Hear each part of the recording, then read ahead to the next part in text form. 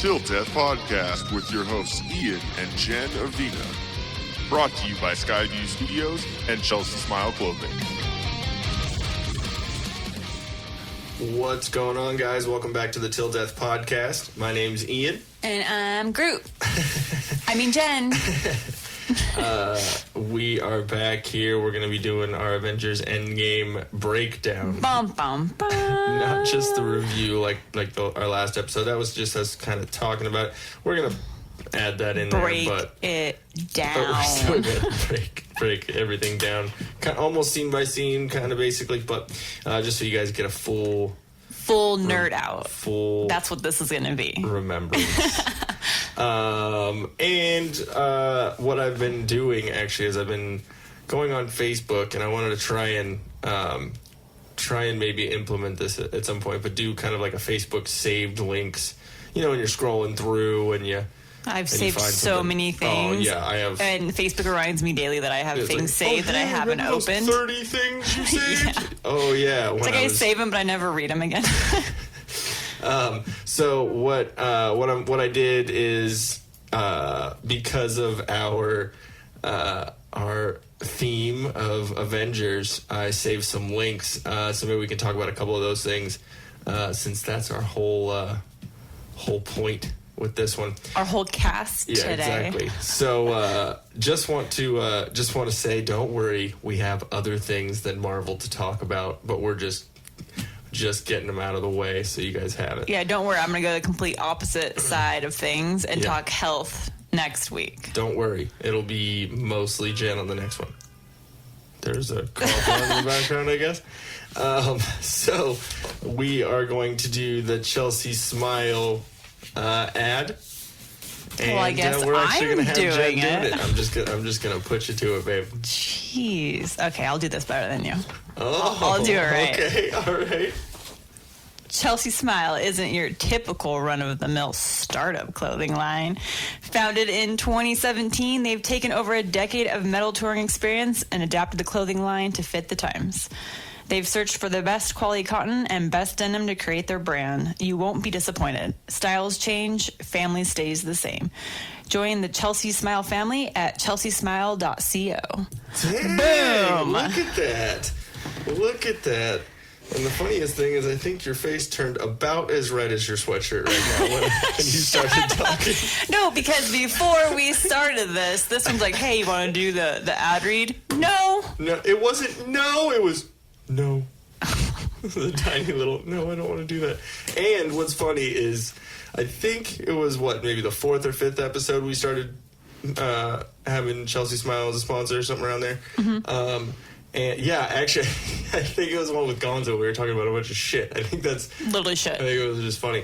But I've asked you since like the one after that if you wanted to read the script, and every time no. So I got you to do it once. Yes, it wasn't that bad. Oh, what about the promo code? Oh, promo code. It's still we are TDP yes. for 20% off there we go. of your awesomeness purchase. Mm-hmm. Awesomeness purchases. There we go. See, let's just go with that. 95%. You're good. No one's perfect. Yeah, so TDP. You didn't say Chelsea. You didn't say... No, that's what you say. 2017 or Decade or Meadle. You didn't say either of those four, and that's what I've done on almost every single one I've done. So don't worry, guys. I got you. Okay. Yeah, so next we're going to talk about Drop Baker Patch Co. I'll go ahead and continue since I'm on a roll. Dropping that anchor. Thank you. All right. Nick, if I ruin this for you, I'm really, really sorry. I promise I'm not trying to do it. I haven't practiced. Okay, so we got another awesome company, Drop Anchor Patch Co. They're a new and upcoming patch and gear company. Mm-hmm. Here to stay. American made. Founded in 2018. Don't miss the drop. Support your veterans and visit them on their Instagram at Drop Anchor Patch Co. Yeah. Sorry, I was trying to make her laugh. Ah, jackass. I'm trying to be serious, and you're over here snickering. Well, it is Nick Wright, so we'll have to trying to help out friends, doing the ads properly. Yeah, don't worry. We'll have Nick on here again, and he'll get to give us another grenade that he's going to drop in here. You can maybe poop your pants again. So, what do we have over here? There's actually one that I kind of wanted to talk about. I can't even read that. That's so far away from my I was going to say face. Your ID? I was going to say face and eyes, but then I went ice for my ice. Your ice. Oh. So the first thing that I saw in my saved links was Winnie the Pooh voice star accused of rape and animal abuse. It's always a good thing to start it off with, right? Oh, no. The ex-wife of the actor who voiced Winnie the Pooh has accused him of rape and animal abuse amid a bitter court battle, according to a new report. Stephanie Cummings alleges in court... Sorry. It's a funny last name. Don't get mad at me. It's very ironic. Pooh Cummings? Stephanie. We'll just... Pooh. I need to get my mind out of that gutter. Stephanie Cummings alleges... Okay, so we're going to move on this one because I just can't get through the second paragraph. Basically, I kind of read it a little bit earlier.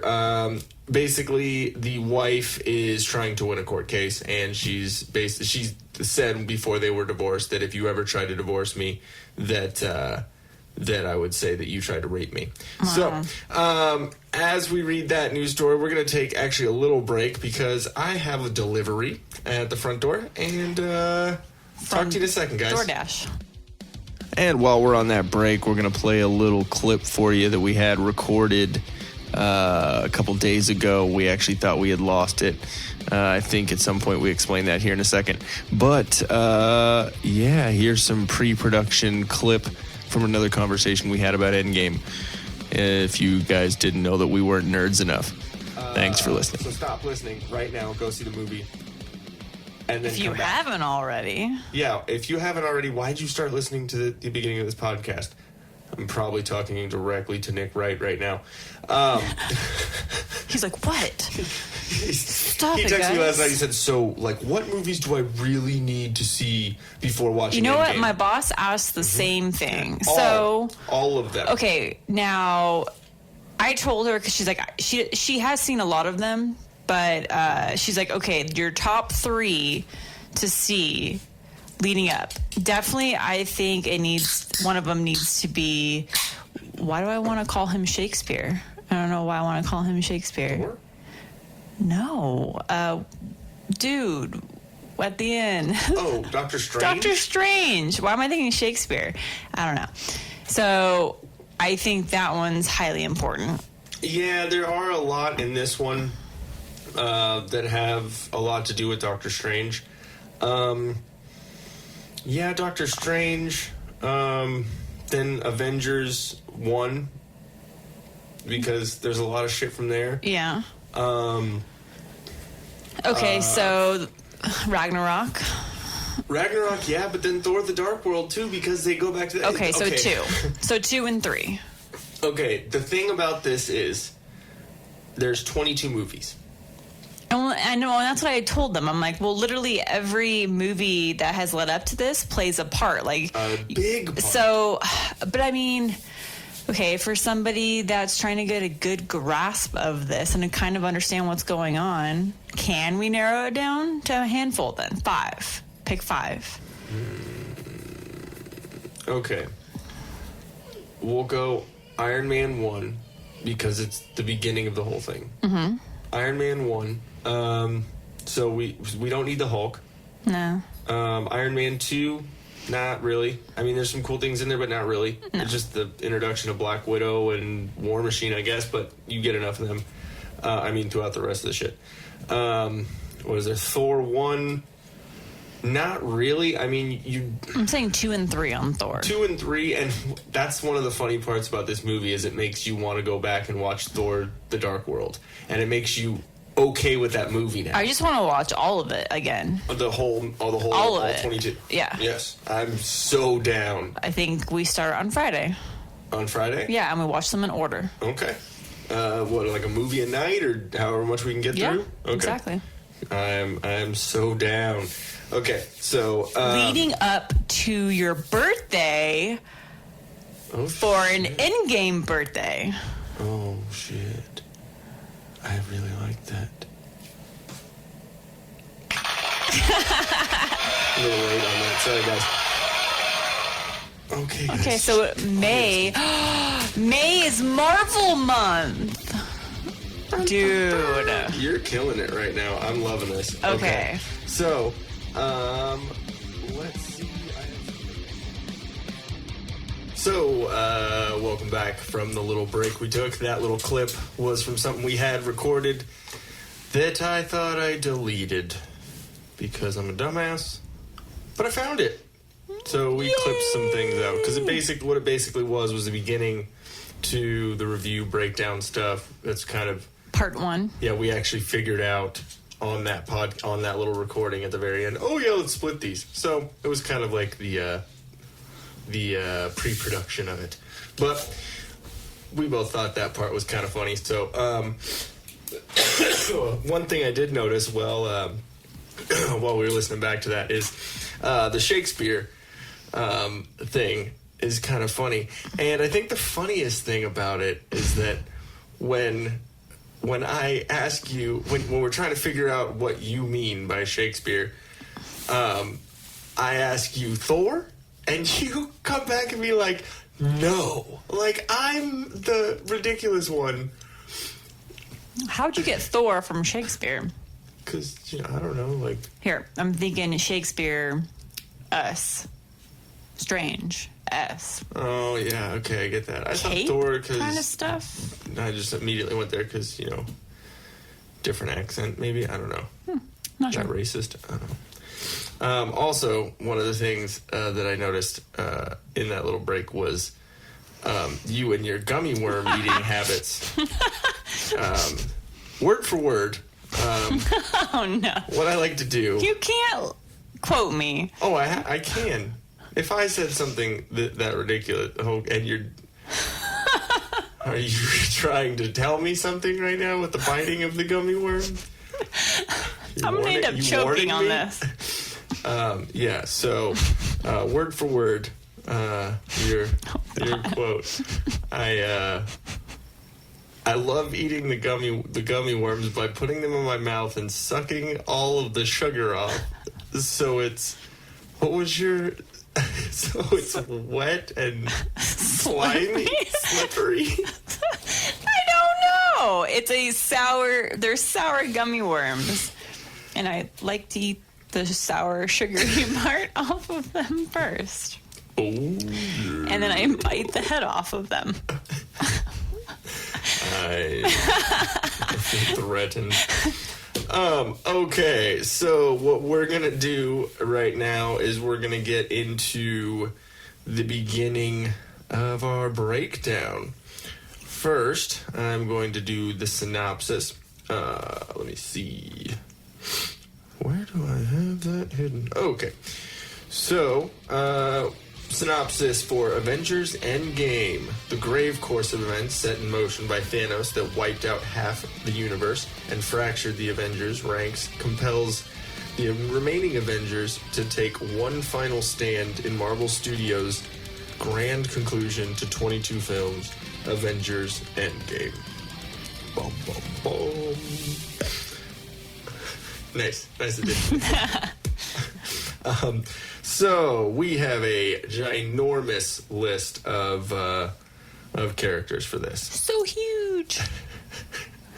Robert Downey Jr. as Iron Man, Chris Evans as Captain America, Mark Ruffalo as Bruce Banner, the Hulk, and Professor Hulk, which, as I stated on the last one, I called that was going to happen.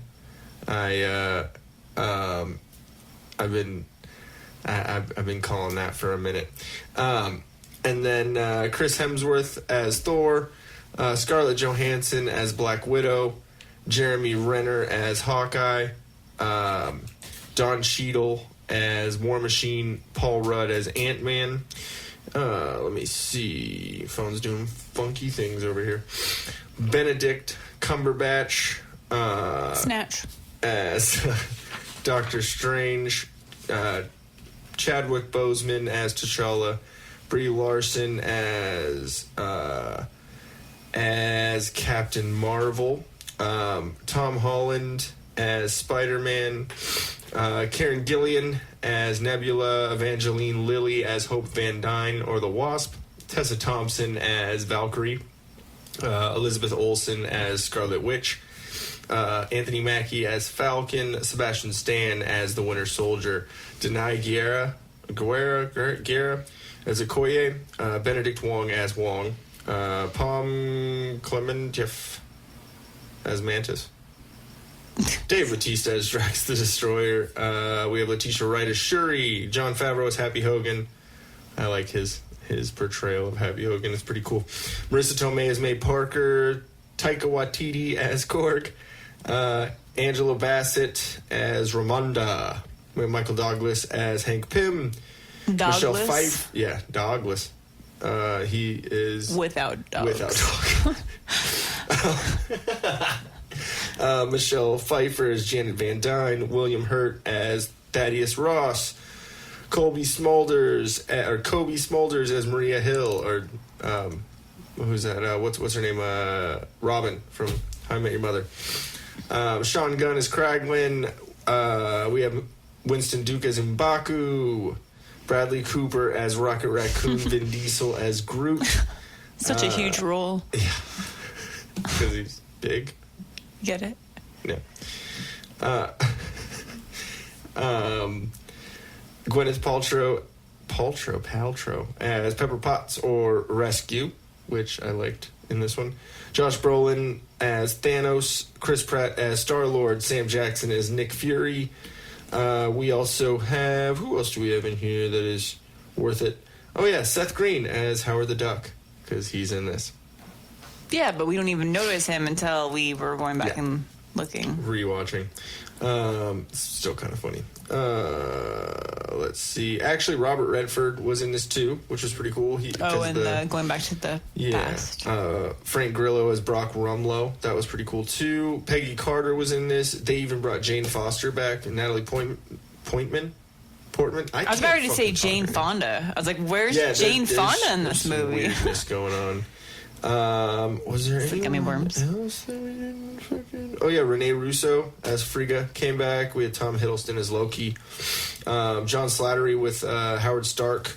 Tilda Swinton as the Ancient One, which was cool to see her back in this. Ken Jeong had a little cameo. I couldn't think of that one. A little Camaro. Yeah, I think that covers the.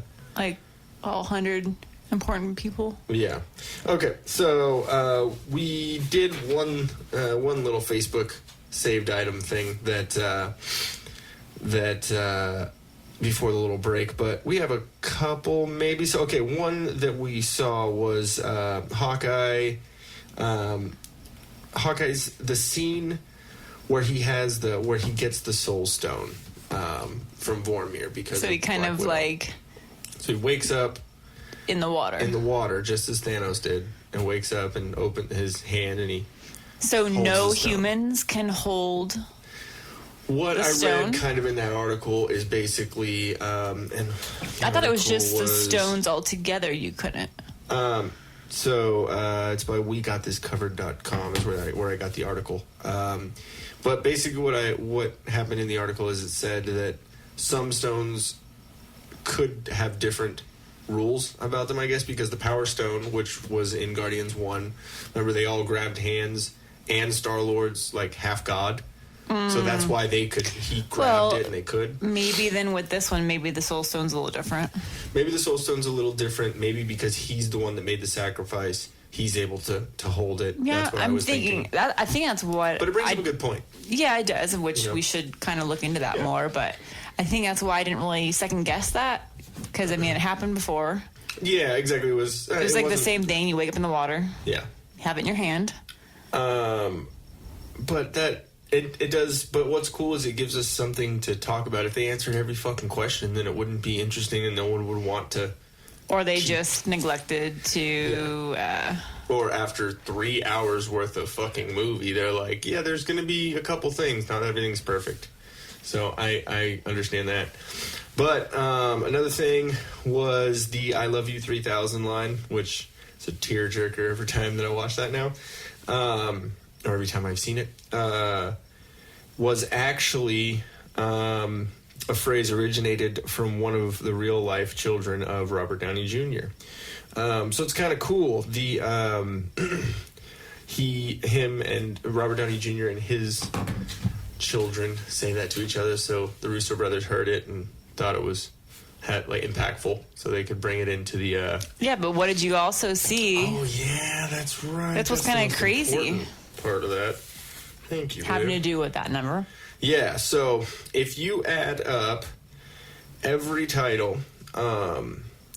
From Iron Man 1 to Spider-Man Far From Home, so the next movie that's coming out in the series, if you add up the run times, it adds up to 3,000. So that's kind of cool. That's kind of weird. Mind blown. Yes, kind of crazy. So, but now, maybe you should actually fact check that. I should fact check that. I actually, you know what I did? Yeah. I added it up. It's 3,000. It is. I already did it. Okay. I don't want to get called out on Facebook. So, anyways, I think we're good. Are you okay over there? Just shaking those gummy worms. Shaking them wieners. So I'm going to look up real quick just so we have the correct box office figures, because that's what we've been doing on all these. Box Billions. Oh, yeah. I think it was 1.2 a couple days ago. Let me see. Yeah, let's see this. Box Office Mojo, it says. Worldwide, holy shit. What are we at now? Worldwide, as of right now, 1.785 million. Oh, no, billion, Million? sorry. I was like, that's not a lot. I don't know why my mouth said million. $1.785 billion in a week. That's insane. That's nuts. 1.3 billion in foreign and 473 million domestic. It's kind of crazy. That's ridiculous. Sorry. I can't even fathom that amount of money. I'd like to try to fathom it though, so maybe if I can get a hold of that, then I can really, like, I'm a visual person, so if I see it in front of me, then I'll be able to understand. It'll be like, in The Dark Knight, when Heath Ledger is standing in front of that big stack of money and he burns it, lights it on fire. That's probably billions, right? Probably. That's a good amount. Maybe a good amount of money. I would think so. I don't know. All right, so let's get into this breakdown because we have plenty. All right, so Avengers Endgame. It's the last in the Infinity Saga. Joe and Anthony Russo are the directors. Probably the best of this whole series. 22nd film in 11 years. We got all of our information from us watching it. Also, new rock stars, Sam Bashor and Eric Voss. Also, the channel Emergency Awesome. And we watched the Kevin Smith review and kind of breakdown that he did, which was pretty cool, too. So, like to get a good, well-rounded idea before we go into it, because it helps our theories and everything, too. All right. So when the movie opens up, it opens up on Clint Barton, or Hawkeye, and his daughter, and they're shooting arrows. He's teaching her how to shoot arrows, kind of like Dad, the family business, I guess. And he says a Hawkeye reference, which is kind of cool because that's the first time that he has ever referred to Hawkeye, anything as Hawkeye in the MCU. Because the first time was to his daughter. Oh. Which I thought that was kind of cool. No one's ever called him Hawkeye. Everyone's called him Clint or Barton or anything. No one has called him Hawkeye ever. Oh. I'm pretty fucking sure about that. Okay. That's why it's kind of like such a... so it's weird. I liked how it was just a cold open. It just immediately started, and it was just right there on the farm. Yeah. I liked, because everyone, instead of this big, titles and all this, it's just because no one cares. Everyone's just, nope, give me movie. So yeah. I like that. And then after that, it was basically what happened there is he's teaching her, and then his wife and his other sons are down on a picnic table over on the farm. Yeah, she's trying to get them over to come get a hot dog. Hot dogs, and says something about mayonnaise or mustard, and then says, "Who gets mayonnaise on a hot dog?" I remember that was kind of funny. Yeah. And then so he goes to grab the arrow out of the bullseye, out of the arrow, and turns around, and everyone's dusted. Well, I think his daughter went to go get something out of the house or something. No, his daughter went to go, or was behind him as he turned around to answer his wife, and then he was calling her like, "Where'd you go?" Well, he turned around, and if you notice, kind of right there's some ashes, like dusting. She dusted right there. So but he obviously doesn't know what happened. He thinks his daughter's going to turn into dust. It's weird because all the dusting has kind of happened slowly. It wasn't like a poof and gone. So Yeah, I'm surprised she wasn't like, "Dad?" Yeah. It was a little odd. I mean, maybe because one thing too is it started at different points and went quicker for some people. You know what I mean? If you rewatch the Infinity War, Spider-Man, it took a second for him to dust and feel, you know what I mean? But Drax, it was pretty much, and Star-Lord, it was, yeah. So I don't know. It is a little funky. Nick Fury's, his started, and it was slow enough for him to oh shit, and push the button. Something bad is happening. Exactly. So I don't know. It could have happened head to toe, or you know what I mean. True. There could be many variables, but yeah, all of them didn't say anything. Yeah, it was just a little weird. No, Peter Parker, I don't feel so good. So I would have been like, "Oh my god, what the fuck?" Yeah, what would that feel like? I mean, what would you do? Panic. It would be an immediate state of panic. Because Star-Lord's experience was, oh man, he's gone. Yeah. It's just weird. Had different experiences. Yeah, but they kind of understood. Yeah. Whereas, you're just a kid trying to eat your hot dog, and you're like, shit, yeah. "Wait, what? Huh? Where'd my hot dog go?" And then you're gone. Yeah. That'd be fucking weird. Okay, so then the Marvel logo comes up, starts the movie. Then it cuts to Nebula and Stark playing table football, kind of like me and you. Aww. And comes from where me and my dad used to do that at Denny's too, so that's where all that comes from. So it's kind of cool, kind of struck a little chord with me. I thought it was funny because Tony's trying to play with her, and she's very aggressive, has to win all the time because her and Gamora. Well, she's in that competitive nature. Well, because she's never won. That's why I thought it was cute when she was like, "I won." Yeah. And he was so nonchalant about it. Congratulations. Also, the reason why that's funny is because she has never won. Exactly. That's what I'm saying. That's why she's like, "Wait, what? Yeah. I won?" That's why she kept getting replaced with parts, is because every time she would lose, Thanos would try and add more parts to her to make her better to beat Gamora. So she would always lose. So this is the first time, the fuck? Yeah, so that was fucking cool. But let me see. Okay, so then he goes into the front of the ship and turns on the Iron Man helmet and does basically the kind of the speech from the trailers, the Hamas Potts. Yeah.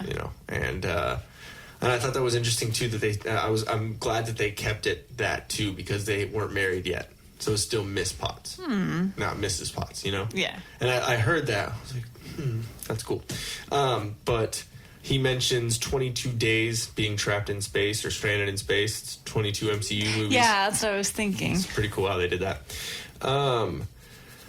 And it was kind of funny how he said, make sure you don't post this on any social media or anything. That was basically the Russo brothers through Tony Stark saying, don't spoil this movie. Don't post stuff on social media. It was kind People of like aren't that clever. They didn't pick up on that. But Anthony Russo and Joe Russo put out a letter and put it on the Marvel Instagram that said, please do not spoil this 11 years of film that people have like invested a lot of time into. Don't be that guy. Yeah. So it's kind of, I don't know. I thought so. Also, it's a callback to Iron Man 1 when remember when he's riding around in the very beginning and they're taking pictures with the army. Yeah. And he said, yeah, peace. Oh, yeah, with peace, you'll be out of a job. Haha, like those little jokes. And he's taking a picture of him and he says, don't post this on your MySpace. Oh, weird. Isn't that funny? Don't post this on social media. MySpace. I think it was another little callback. I think that's kind of cool. Or maybe I'm just reading into it. Is it right before he gets taken?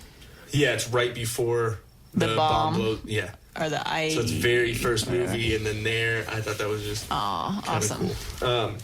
Also, when he's talking to Pepper, and he's not talking to Pepper. He's recording a message to her just in case someone finds his helmet or finds something that gets back. So, so he talks about Nebula saying my new partner or whatever, and he calls her practical and slightly sadistic. So I think you would like her. And then it's cool. There's a montage between Nebula and Stark that it builds a little bit of a character bond, like what they had been doing in those 22 days, and working on the ship, and trying to get some sort of oxygen. And he has food and offers it to her, and she's like, "No, you take it." So it's kind of this haha, buddy. Well, yeah, you start to see her human side coming out. And he says, "Make sure you grovel for a couple of weeks, and then move on with enormous guilt." True Tony Stark fashion. I thought it was great. Let me see. Then Nebula puts him in the front seat, one of the front seats of the Benatar of the ship, and the Pat Benatar. And it kind of looked. Tony Stark is real blue, real grim looking. Did he fall asleep? Yeah, he fell asleep right after he recorded that. Sits him up, and then his face is real blue. I'm sure it's definitely has something to do with space, the reflection on his face. But he looked bad. He looked like he's just running out of time. Running out of. They were saying they were going to run out of oxygen within days worth of hours, something like that. I know a day's worth of hours is 24 hours. I could have just said that. But it's something around there. And so then he sees this big light, or he kind of wakes up to this bright light coming, and it's Captain Marvel. It's her shining hair. Before the haircut. The thing that got me is because there's a post-credit scene in Captain Marvel where she shows up, so all the Avengers are in Avengers HQ, or headquarters, and the remaining. Yeah, the remaining. So it was a Black Widow, Thor, Captain America, I think War Machine, basically them, and they're all standing there, and they're trying to send signals with Fury's pager that had the Captain Marvel logo on it, and so it just turns off. They're like, oh, try and get it started again. What happened? They start freaking out, and then Captain Marvel ends up showing up, and Black Widow turns around, and all she says is, "Where's Fury?" So, I think personally that happened immediately after she got that message from Fury, and she shows up. Maybe a week. Because it doesn't seem like it was directly after it. No, because they found Fury's pager on the asphalt after he dusted, and so they've been trying to. So I'm sure it was a couple of days. Abstract the message or something. So they were trying to continually get that signal out there, see if anyone would communicate, and then so it turns off. So all that. So I think that was in between. The snapping is what everyone is calling it, or in between that and in between when she. Hey, that might be a good shirt. The snapping. What's snapping? Wow, you're hilarious, and just Thanos's Chelsea smile. Yes, if you were listening, what's snapping? That'd be good. What's snapping, guys? Yeah, but I think that takes place between the snapping and what the MCU is calling it is the decimation. But that just, I mean, it sounds brutal, but I don't think it explains this too well at all. The snapping, Thanos, whatever. I think it takes place in between that and when Tony wakes up to Captain Marvel coming up to the ship. I think because when she brings Tony back, Tony and Nebula back, obviously they don't like leave her in space. When she brings them back, the rest of the Avengers and Pepper run out onto the grass, not like, let's go. Like, well, who the fuck is this? No, you know like I mean? They were prepared. They already know that, like, she probably said, hey, I'm going to go out and look for Tony. They probably said something. You know what it totally reminded me of? The scene, like, where it shows her, like, coming down, like, landing with the whole ship on her hand. Yeah. What is that? The dude with the world on him? Oh, the Atlas dude? Yeah. Yeah. Yeah, I could see that. The dude. That will be funnier in a second. Yeah, so Captain Marvel brings Stark and Nebula back to Avengers headquarters. It's also what's in the trailers when they're walking out. Stark walks up to Cap and says, I lost the kid. Talking about Spider-Man, which, a little tearjerker on that one. Rocket and Nebula holding hands is crazy because she actually went after him to kill him in Guardians so cute. too. His little hand. Yeah, I mean, it was just cool to see that they realize that they're on the same team, even though she was, was the daughter of Thanos. She realizes that he fucked everything up, and because she was trying to kill Rocket in Guardians 2. Remember when he captures all the Ravengers and makes them like bounce in the air and all that in the forest, and then wait, what? You don't remember when Rocket's in the forest and all the Ravengers, all of Yondu's crew and all them, blue guy, yeah, when they all come after him, but he has all those booby traps and he sets up all those like anti-gravity things. So he like shoots them in the air and then they fall down. You don't remember that? I don't remember that at all. Wow. All right.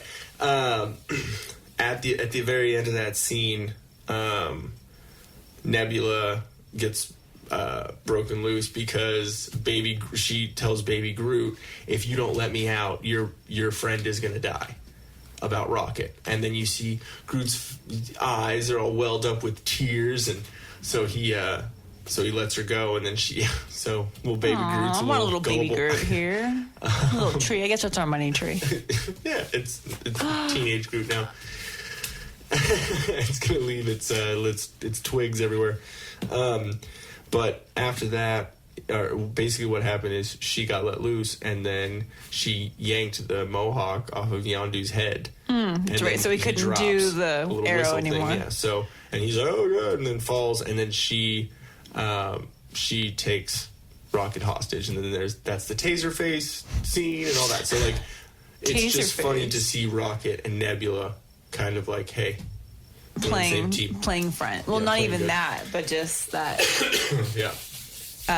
Sharing emotions and all that together. Exactly. Yeah, Nebula really doesn't have too many emotions, and Rocket's a fucking dick. So, I mean, I love him, but he's a fucking asshole. So then, after they get into Avengers HQ, the screens show Doctor Strange, Bucky, Dr. Selvig, Sam Wilson, the Wasp, Scarlet Witch, Hank Pym, Scott Lang, Peter Parker, Shuri, T'Challa, and Fury. Shuri and Fury. It's the Shuri Fury. Wow. Yeah. So those are all basically on the screen saying who's missing or who's dusted. Obviously Scott Lang wasn't dusted. They just thought he was because he was in the. Well, he was not there. Yeah. So So basically what happens is they talk about the aftermath of the snapping. They debrief Stark and Nebula, and he's hooked up to an IV and like a wheelchair, I think, or just a chair. I don't know. But a chair. Yeah, he's not looking too good. He looks because he's he's malnourished. Let me try that again. Malnourished. There we go. Nourished. That was like me trying to say Mjolnir. Okay. It's like mule, but with an O. Mule. Oh, like mole? But mole. But mule. Think MYOL. Mule. The J is like a Y. Because it's MJOL. Mule. Mule. I can't say it. Okay. Say mule. Mule. And then say mule. Mule. Yeah. It's literally mule with no. That's how you pronounce it. Mule. Mule. Near. Like, not far, but near. Mule. That's near. the easy part. Mule. Meow, meow, meow, meow, meow, meow, meow. We are now sponsored by Meow Mix.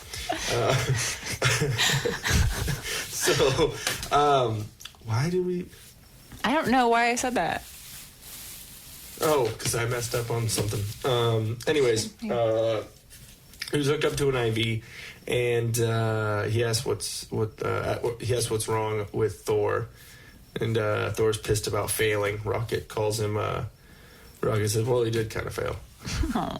And Tony says, "Really, for a while there, I thought you were a Build-A-Bear." And well, the funniest thing about that is that's the first time that Rocket is never pissed, or any sort of negative about someone saying that, because he's always like, "Hey," and starts fighting Drax or whatever. Well, he's probably been in therapy because Cap's been. That was in the 5 years later. Oh, that was the later thing. So not yet, but maybe he just he has was therapy. building up. Yeah, because usually he'll get angry or fight. There was the one time that someone said triangle face monkey, and he kind of like grabbed his face, like what? He got all like self-conscious, like what the fuck. But it was still some sort of reaction that wasn't like. And so in this one, he said, "Maybe I am," and it was just kind of like, "Oh, so you're what are you?" Wait, what? Yeah. So Tony is pissed at Doctor Strange, calls him the Bleecker Street magician. Says the Bleecker Street magician gave up the store.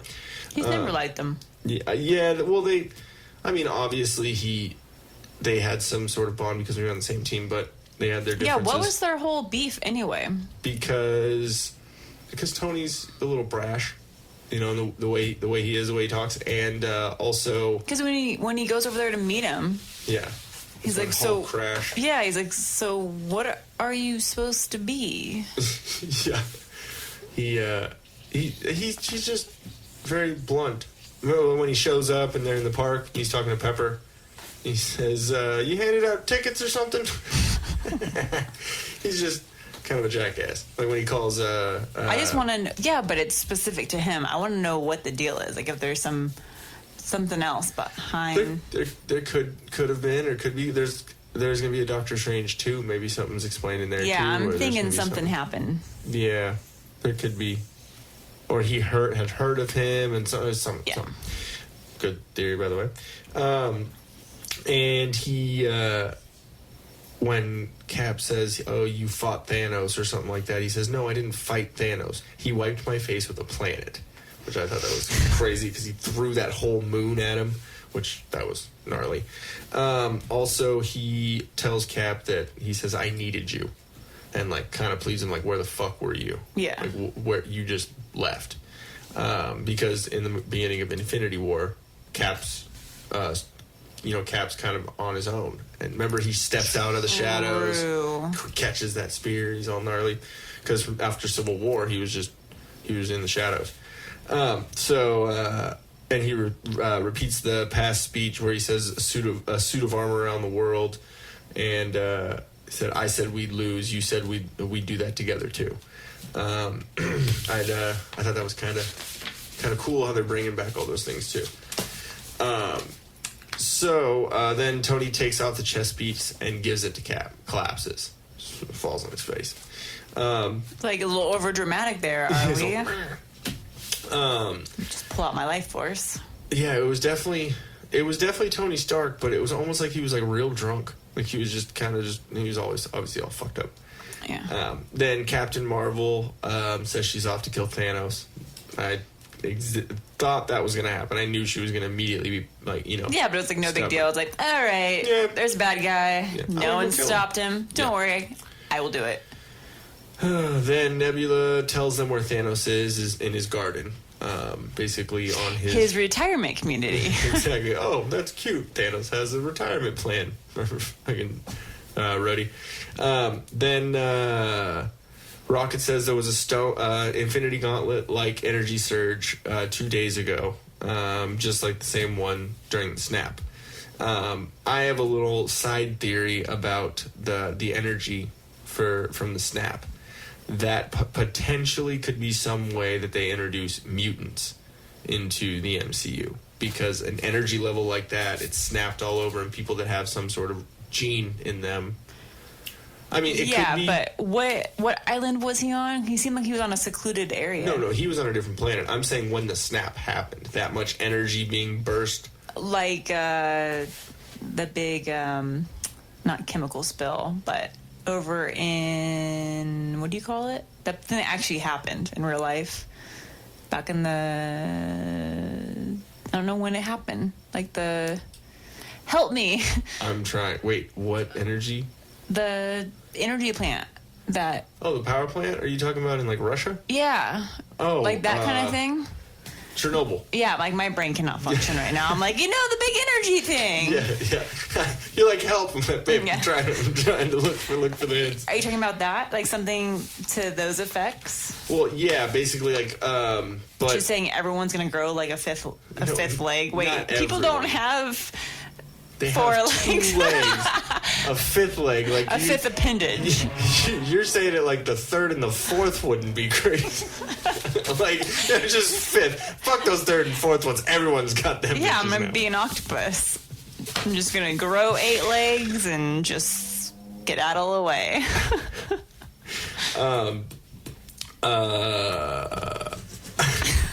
But yeah, so that energy surge, I could be completely wrong. Is that what you're talking about? Like, is that what you're thinking is gonna happen? Yeah, so it obviously wouldn't be everyone, but someone who had that gene in them, or some sort of gene in. It could be explained in a better way than me, being a dumb stoner and explaining it. But something like that could be a reason why we have mutants on Earth. Mutants, as in the X-Men. Yes, because they own the rights now. So that could be a way that they introduce it. I don't know. Might be kind of cool. Like, because this, then this, So Captain Marvel and they're all talking, and she says, okay, I'm just going to go get him. And said, we're going in empty-handed, or Hulk says, we're going in empty-handed, so why do you think we would, or short-handed now, why do you think we would beat him now? With when we couldn't before. And Captain Marvel, because you didn't have me. Yeah, exactly. The eye roll. See it over there. And Rhodey, the whole, we're all about that superhero life. Where the hell were you? That was kind of funny. She does explain it away correct. She's, and ever says there's a lot of other planets that didn't have you guys. So that makes sense. No, the way she says it, though, is a snarky remark. The only thing that saves her remark is one word, unfortunately. Because she says, there's a lot of stuff going on in other planets, and unfortunately they didn't have you guys. Yeah. But the way she says it and the tone she says it in, take out the word unfortunately, and she's basically like you guys weren't around, you guys weren't doing anything, so I had to step in. Yeah, that's kind of the tone. Mm-hmm. I can see that too. And so also, thankfully, she says, unfortunately, you weren't around. Yeah. So I had to step in.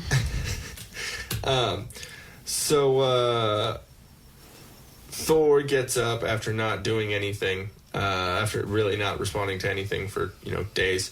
Gets up and walks straight up to her because he's trying to test her, basically trying to be like, oh, you want to be cocky? Cool. I'm the God of Thunder. What's up?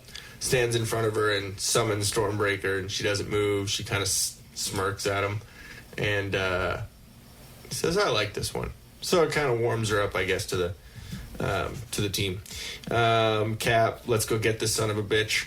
It was kind of funny to hear Cap cussing throughout this movie because of his language thing. He also says, you've got to be shitting me. Language. Exactly. Language.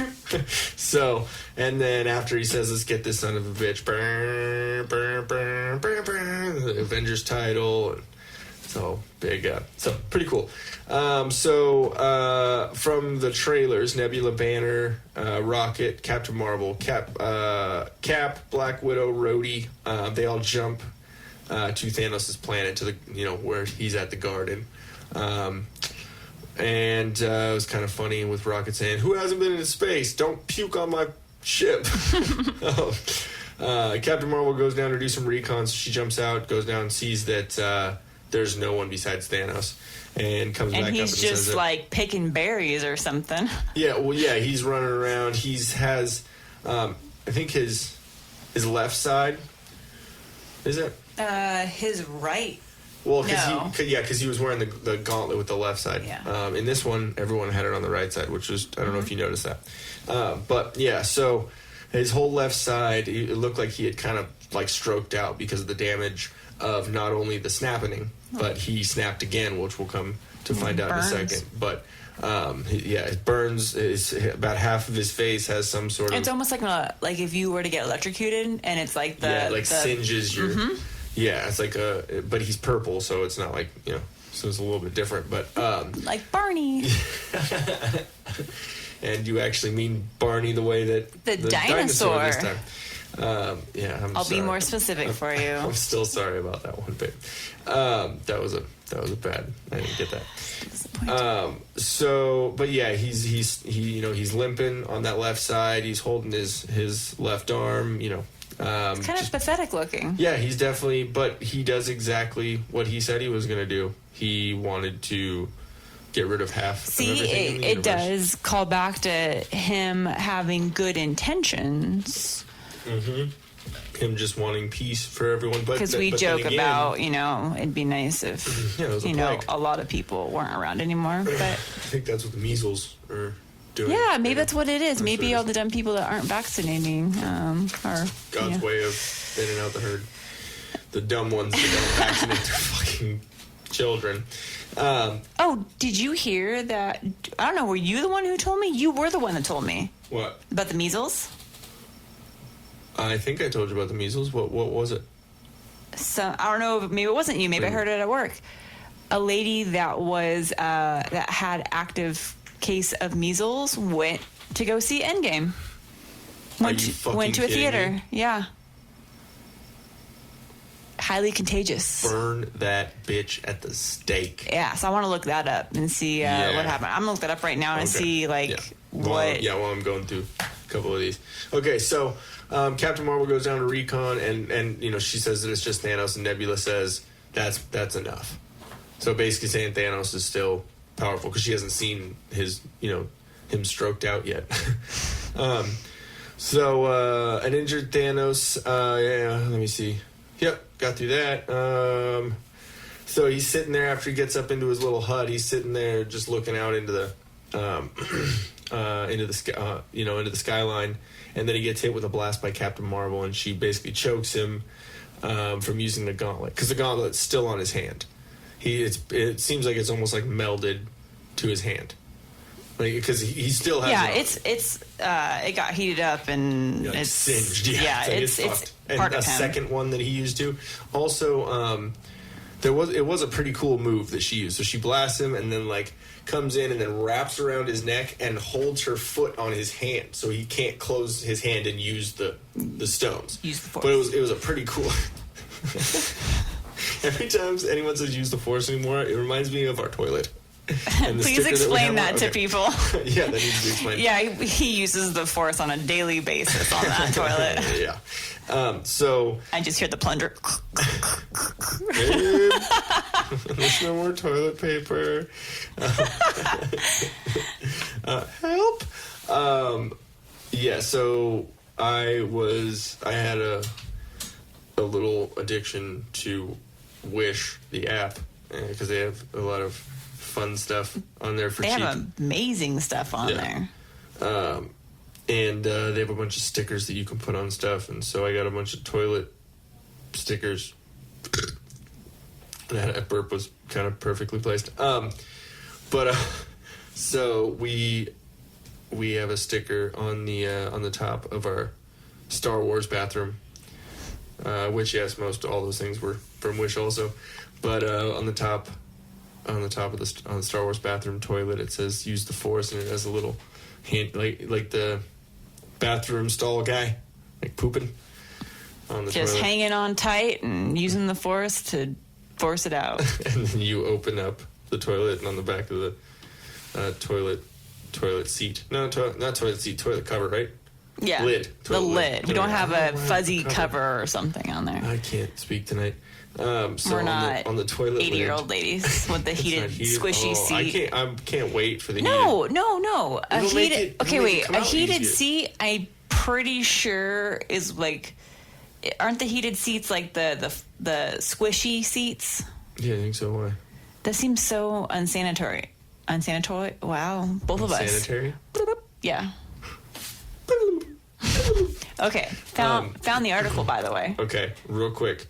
I do think that if a heated toilet seat would make the poop come out quicker. No, you shouldn't be on the toilet that long. Guys, get off the toilets. Do your business. No. Go away. No. You don't need to be searching for articles on Facebook or on a football site or anything like that. Okay, Like nothing. Where do you think all my saved links on Facebook came from?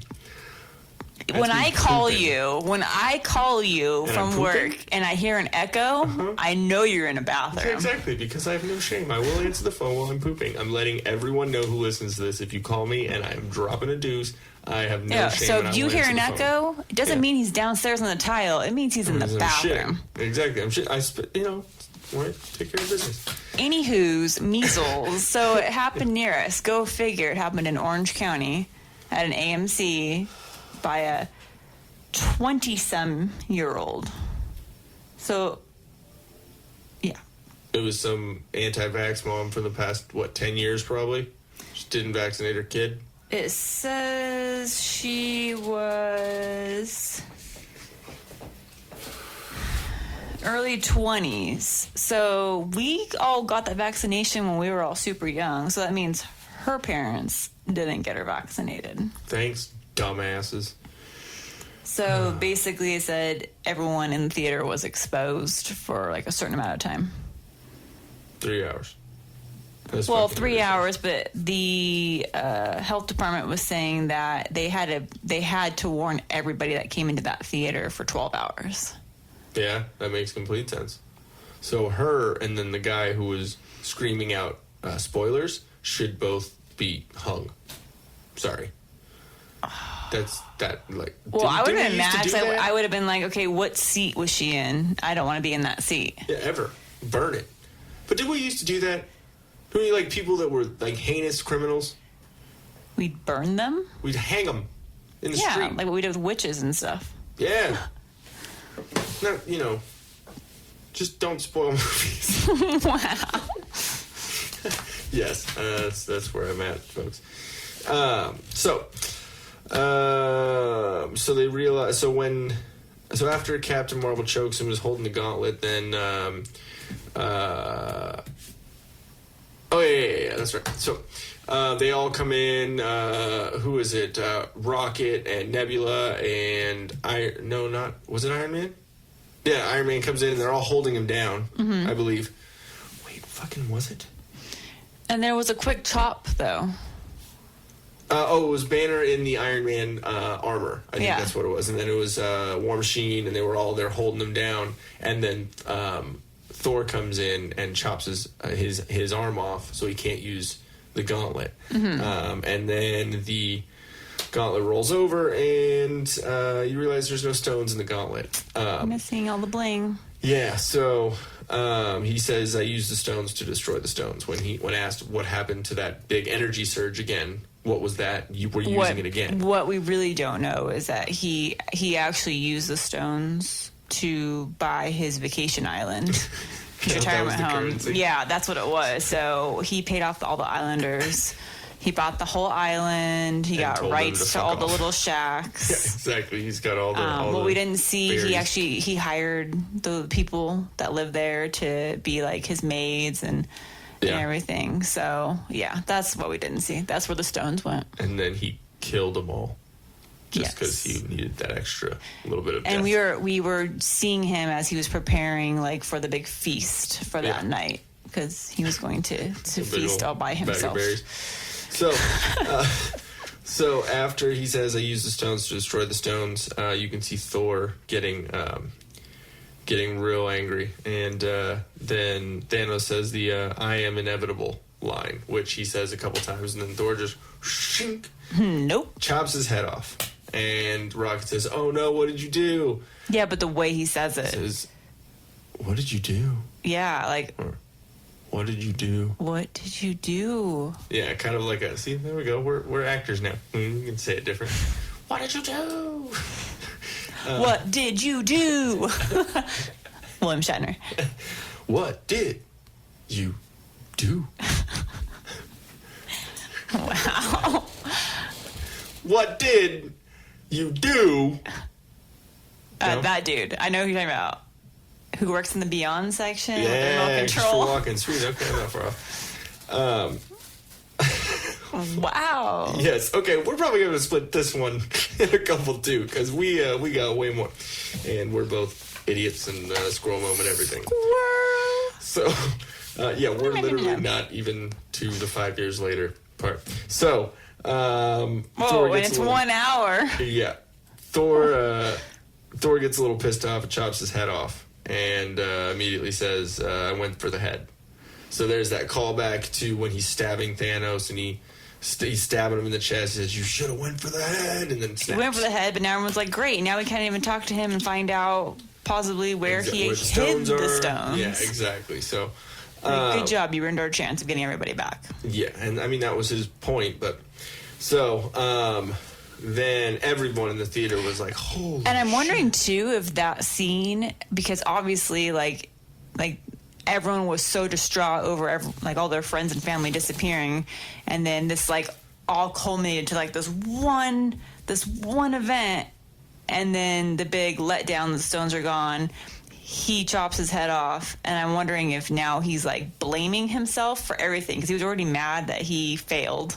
So what if now he's like, "No, I'm just gonna do it." Yeah, but what if now then he chops his head off because he's like he's so. Just so much rage and everything. And then he goes, once we see the 5 years later what he turns into. Yeah, exactly. I'm wondering if that kind of contributed to it. Oh, yeah, completely. Because if you see, when we get into it, I'll address that a little bit. But yeah, that's definitely a valid point for sure. Okay, so it shows 5 years later. Definitely did not expect that. Oh, no. I expected them going after Thanos immediately, and I thought it was going to be more of that was the whole goal, is going after him, and it was going to be I thought it was going to take him a while to even locate him. Yeah, I thought that it was going to be real quick, because what they were saying is all the trailers were all within the first 20 minutes of the movie. Any footage that was in the trailer, that's what they kept saying. So I was like, oh, cool, this, like, even the last scene, which was the battle with, it was Cap, Thor, Iron Man against Thanos. That scene was like them walking up was in the trailer. So I thought that was going to be the first battle. So basically, what I thought was going to happen is they were going to go try and fight him because Captain Marvel, Pighead, this and that, whatever. But Iron Man was going to be there first, so kind of like it was, but still. Iron Man wasn't there. He was passed out with the sedative, remember? That's right. So that's right. Because he took out his... That's why I was like, I don't remember him being there. Yeah, but the Iron Man Hulkbuster armor. Yes. That's I saw the red and the gold in my head. Anyways, what was I just fucking saying? My squirrel moment threw me off. Oh, yeah, the 5 years later thing. I expected them to definitely... go after him immediately, but I thought it was going to be this whole big battle, and I thought the quantum realm was going to be used to go back to fight that battle again and continue to... Yeah, keep circling back. Exactly, like a Groundhog Day type situation. Yeah, I was not expecting in 5 years. I could see some time going by, but not that amount of time. Yeah, so... and then the scenes from the trailers, all the wreckage, the Statue of Liberty and City Field, see all the boats on in the harbor and all that. And then you meet up at the PTSD type AA meeting, kind of like roundabout like Kat was thing. doing. Yeah, and you see Anthony Russo as a cameo from the he's one of the directors. Mm-hmm. He's the gay guy. So he's I went on a date. First openly gay character in the MCU was the director. So it's kind of funny. Oh, that's awesome. Kind of funny. That it's the director. Also, I just found out that Hawkeye's daughter in the very beginning is Anthony Russo's daughter. Oh, that's cool. Like, she plays that role. I think that's fucking cool. She played it well. Yeah. I mean, she wasn't unbelievable, you know. No, not at all. It seemed all normal to me. Seemed like it worked. She looked enough the part. Then it, let me see, where are we at? Okay, yeah. So Cap talks about his having to move on and encouraging others to do so. And you can kind of tell behind his eyes he's not believing in what he says, because he's trying to help other people move on, but he's still like, I gotta go figure something out. You know, he still has that behind him, even 5 years later. Then it cuts to San Francisco, where in a storage facility, there's Scott Lang's old van. They remind me of, minus the color, obviously, but of the Scooby-Doo van. The mystery machine. Yeah. Did you ever notice in the mystery machine, the eye in machine is shaped as a joint? I'm looking right now. Uh-huh. If it isn't, then it is not official Scooby-Doo. Scooby-Dooby-Doo. Scooby-Dooby Screw is what you just said. Scooby-Dooby-Doo. Where are you? That's good. They're looking for that pot. Mm-hmm. Wow, there's so many. And Scooby snacks. A Scooby snack is a drink. It's really good. Oh, that's pretty tasty. So, yeah. So, anyways, while you're looking up the mystery machine, so they find it cuts to the storage shed where the quantum tunnel van is in that storage space, and you see a rat, but I like to think of it as a mouse because it's like Disney running across. Clearly a rat. Oh, clearly. Yeah, it's clearly a rat. You can see the huge balls. No, I'm just kidding. That huge tail. I know, just fucking around. But a rat basically runs across the control panel on the quantum tunnel van and miraculously starts the van and shoots Scott Lang out, which is kind of crazy because that is all a part of Doctor Strange's 14 million, 600 whatever probabilities is that rat running over that little. It all had to happen. Every in little succession. single detail had to work. Exactly. But yeah, did you see it? I was a little pregnant in the middle, little jointy. You're reaching for that, but that's the font. That's not. It's okay, babe. We win some, we lose some. Also, there's the Ken Jeong cameo we were talking about. He's the security guard that's watching over the van security area or he follows area. him out. Yeah, he's like, yeah, get out of here. So as Lang's walking down the street, he asks a kid, "What happened here?" The kid just turns around on a bike or just drives off. He doesn't know. Dude, where have you been? Yeah, and so he runs to the, I guess there's a memorial for the dusted, kind of like the 9/11 memorial, stuff like that. Yeah, that's what and it he looked runs like. there and he finds his own name. Yeah, he's like saying, no, not Cassie, and he finds his own. Then he runs to his old house and finds his teenage daughter, which is crazy. He's like, oh, you've gotten so big, you're so big. So awkward. Yeah, he's kind of confused too because, as he explains later, it felt like 5 hours that he was in the so quantum, he doesn't understand how time. And that's where he kind of figures out that the time's different. Exactly, because he's like, what the fuck? So he shows up, so back at Avengers HQ, Black Widow is the head of S.H.I.E.L.D. now. And she now has her red hair with the little blonde ends, blonde highlighted ends. Because she has a couple different looks in this movie, especially when they flash back to the old movies. But so it's Rocket, Nebula, Okoye, Captain Marvel, and War Machine are all communicating with Cap and Black Widow through the it was like in The Winter Soldier, where they had those little like communication like screens. Almost, it was like that see-through screen. Like I don't know, what would you call that? Like projections, almost. Yeah, it was. Yeah, I guess like digital projections. It, like kind of in like in I think of Infinity War when Rhodey's talking to the general and says, "Oh, okay, you know, court martial, arrest him, whatever." And he's like, "Okay, yeah, whatever." I feel like that's technology anytime there's any kind of like space movie or futuristic movie. That's kind like the same technology. Star Wars, yeah, like the Obi-Wan, you're my only hope. Yes, that kind of thing. Yeah, so it's like having a projection without the projector. Yeah. Like they just kind of are there, and yeah. So, so they're all talking, and Okoye talks about a mild earthquake under the ocean at the African plate, which my theory is that it's Namor, basically the Marvel version of Aquaman. And I think that's Atlantis. And if you go back to Iron Man 2, I believe, in the end credit scene when he's talking to Nick Fury about being a part of the Avengers initiative, and he says, Iron Man, yes, but Tony Stark, no. It's that whole funny thing.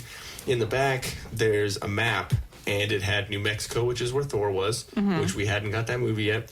We had New York, which I'm guessing is strange. Is strange. We had L.A. or Malibu, which was Iron Man. We had Wakanda, which was which is Black Panther. Didn't have anything to do with it yet, but they set it up in Iron Man 2. Yeah. And then we had a spot that was in the middle of the ocean. So I think that'd be kind of cool. Exactly, but I think they might wait on that just for a minute because Aquaman just came out, so they want to have it be a little. Yeah, because then people would be confused, be like, "Wait, this is the same? Is They're DC? crossing Is over, this part though." 2? Yeah. So when did he change his name? But I think it's cool that they still have Jason? that in there. Yeah, exactly.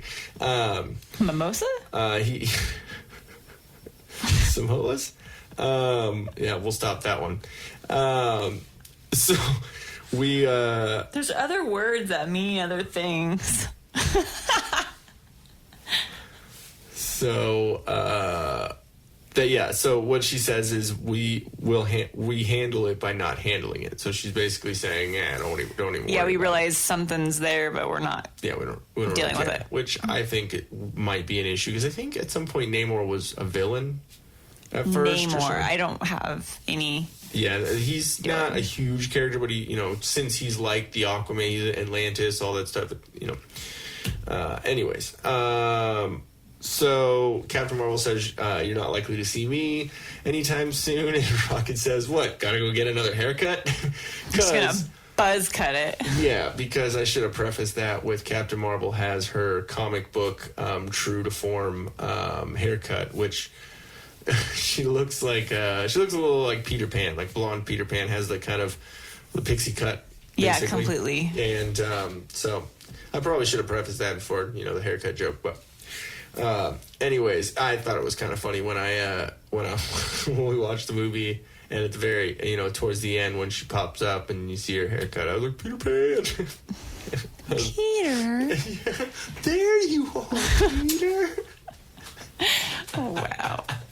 Okay, so it goes with her personality. So she says no. The she things just made that are me confused what bathroom to use now. Wow, babe.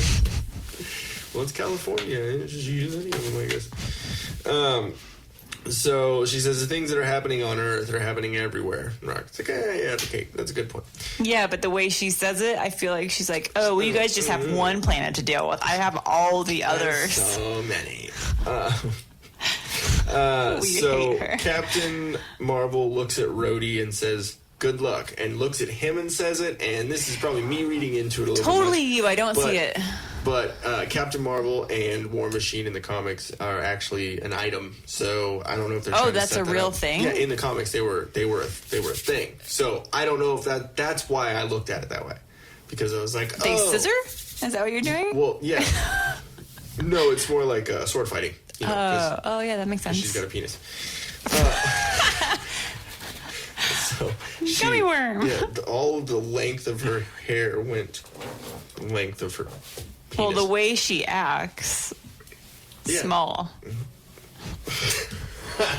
It comes with a lifted truck, right?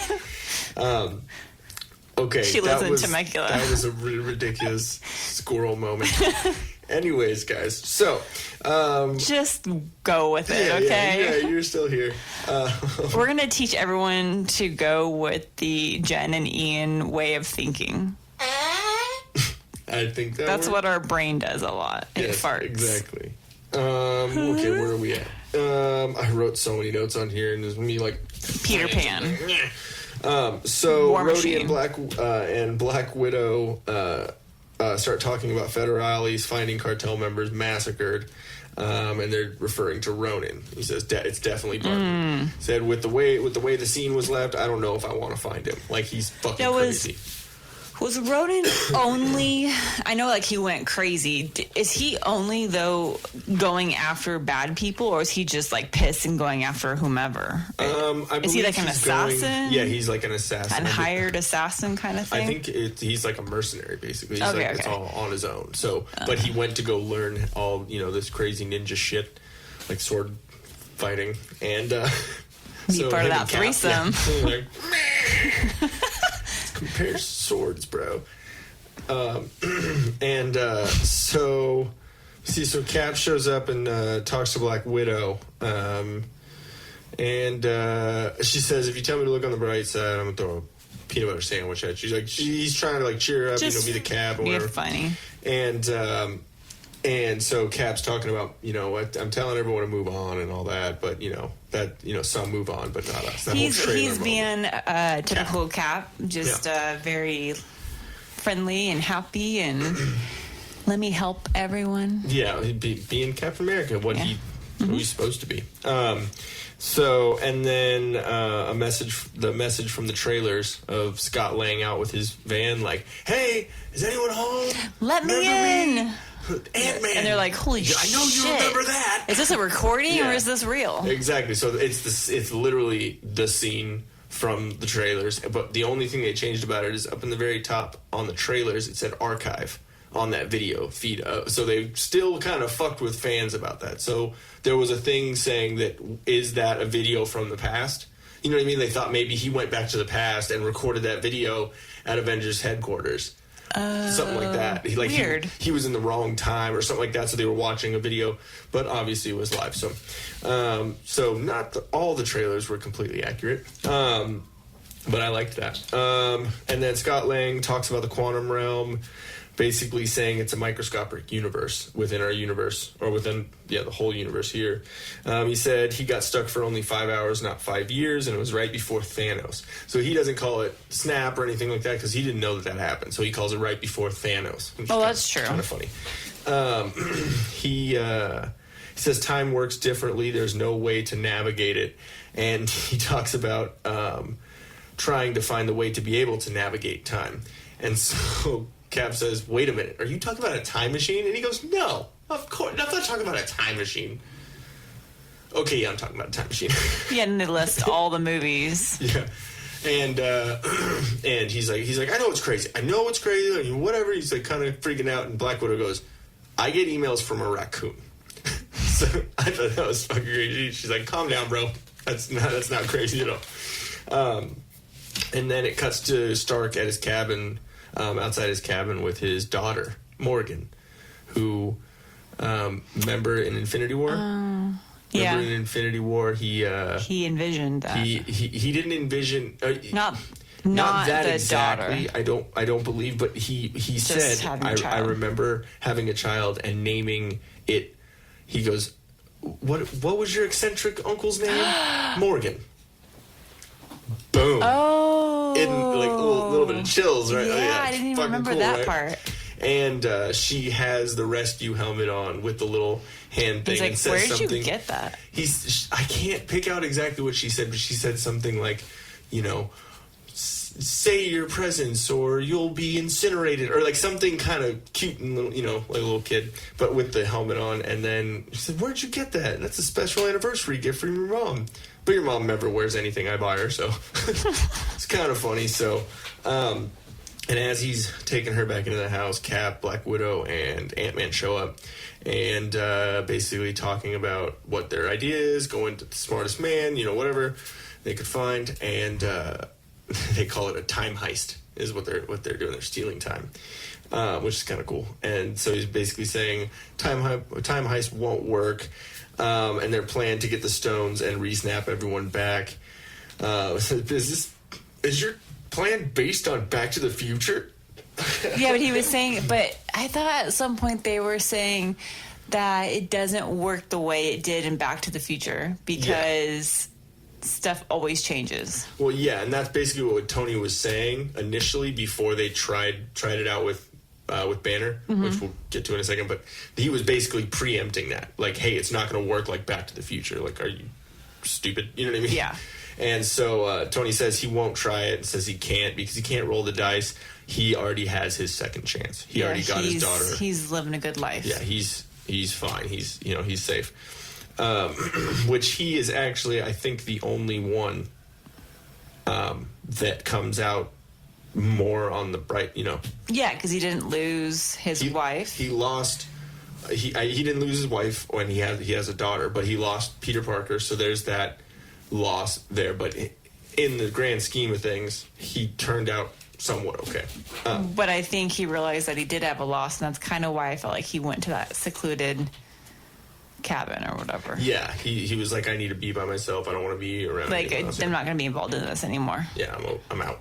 And then so basically they're all, okay, what are we going to do? Well, we need to find a big brain.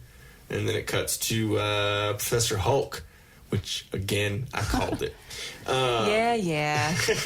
I get it. So they're all talking and he's like, what this? I'm confused. Like, Ant-Man, I don't get it. He says, yeah, I know it's weird. I'm wearing shirts now. It's kind of funny. And he's so even-tempered. Yeah, and my manager, the bulk manager, was saying that he didn't, because he really likes Hulk. Likes Hulk smash. Oh, God. And he was saying he didn't like the Professor Hulk because he was calm and he wasn't really smashy. He was so smashing. So smashy. And what did he say? It'd be so funny if you were Hulk at work for Halloween.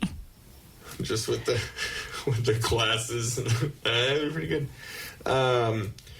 So he basically explains that first Hulk lost, then Banner lost. That's the way he looked at it from beginning of Infinity War and then the end with the snap.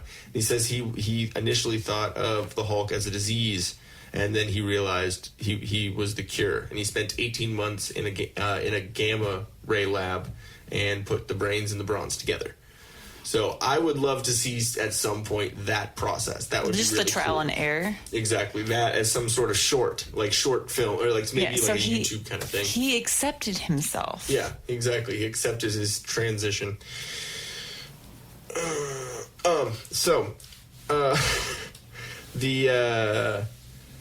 The picture scene where he says, "Say green." The kids, that was funny, and then he didn't want to take a picture with Ant-Man. He's like, he doesn't want to. He's looking away. He doesn't want to take a picture with me. He's like, no, take a picture with me. They're like, And he's like, just take the goddamn phone. And there's like a little bit of an awkward Black Widow and Hulk interaction. Like they're sitting right next to each other at the table, and they used to have like some sort of thing. Romantic. Exactly. But now she's probably like, no. Get that big green log away from me. Yeah, she's probably like, his wiener is as large as my torso, so I don't need that. Like, yeah. It's just gonna be like Niagara Falls whenever she pees after that. Or she just would instantly die. Oh my God. We're getting into way too many logistics of the Marvel. Yeah, because he could universe. never, ever have a girlfriend. No. Unless it was a tree stump. Maybe Groot's sibling? Groot and him, maybe? No. Can we please not ever have the image of Hulk? Oh, great. I'm going to have some Fucking weird Groot. dreams tonight. I am Groot! Oh, my God. Oh, sorry. Hulk smash!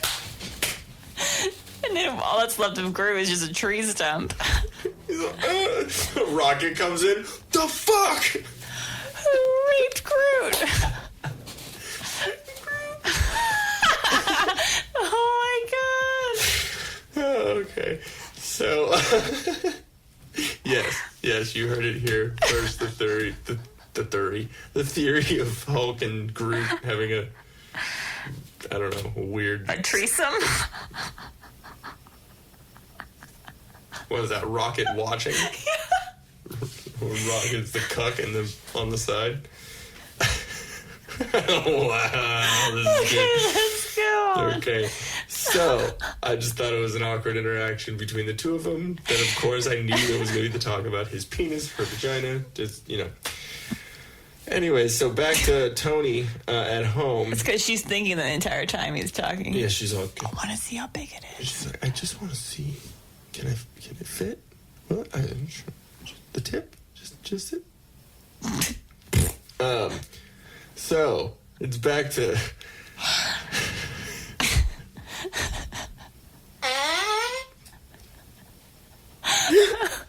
Oh my God. Okay, moving on. After the photos with the children.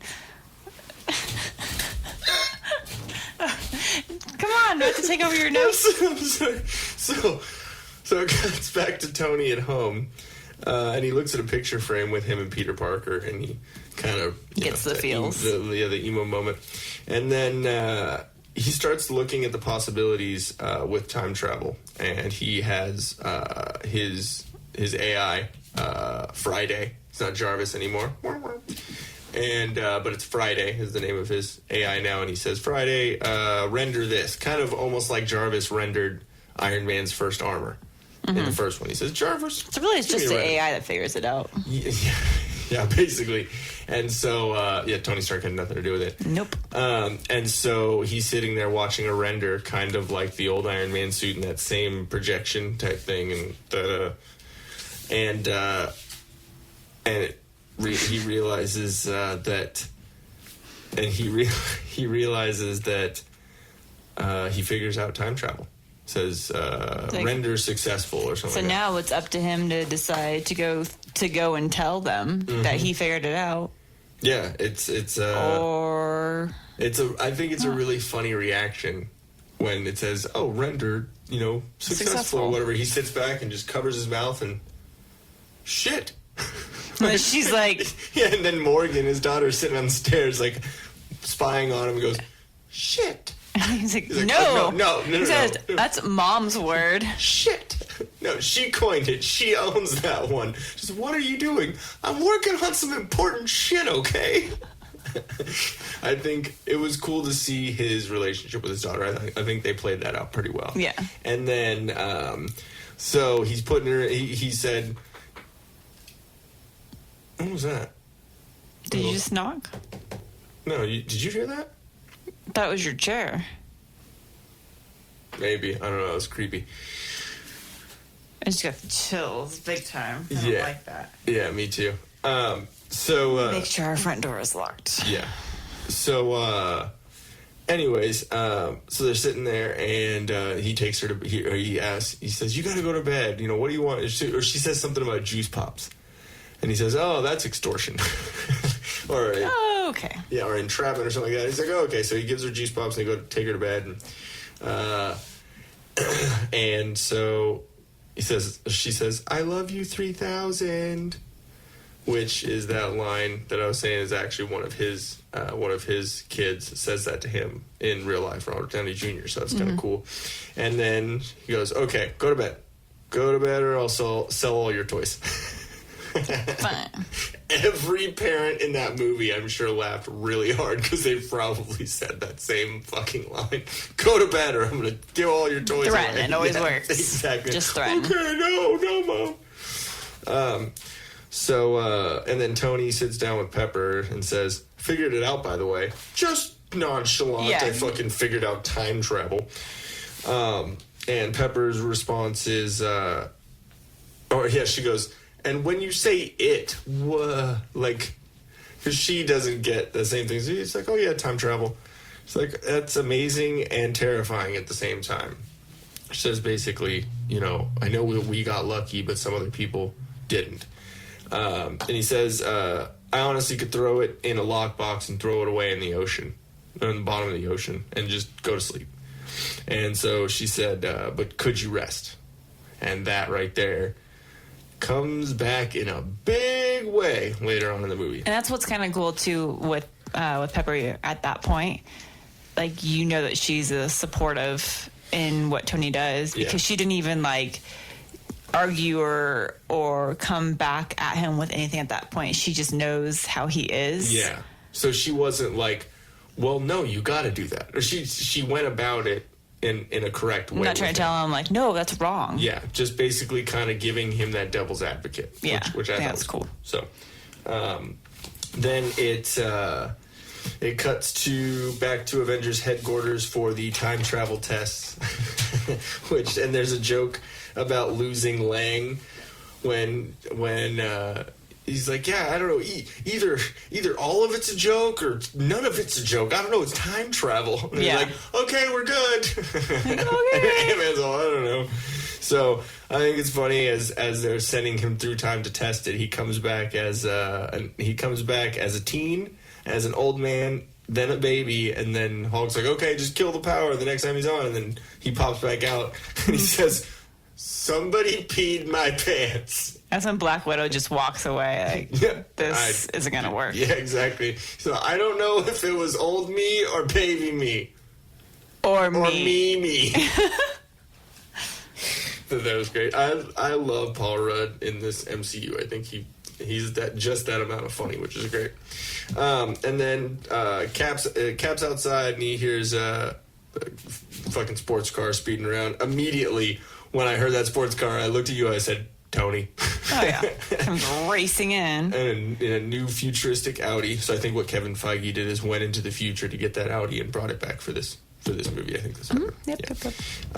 So he meets up with Cap and he rolls up and he drives past him, backs up a little bit. Just that Tony Stark little, just to be an asshole.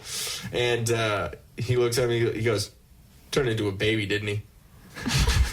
What? It's like, damn it.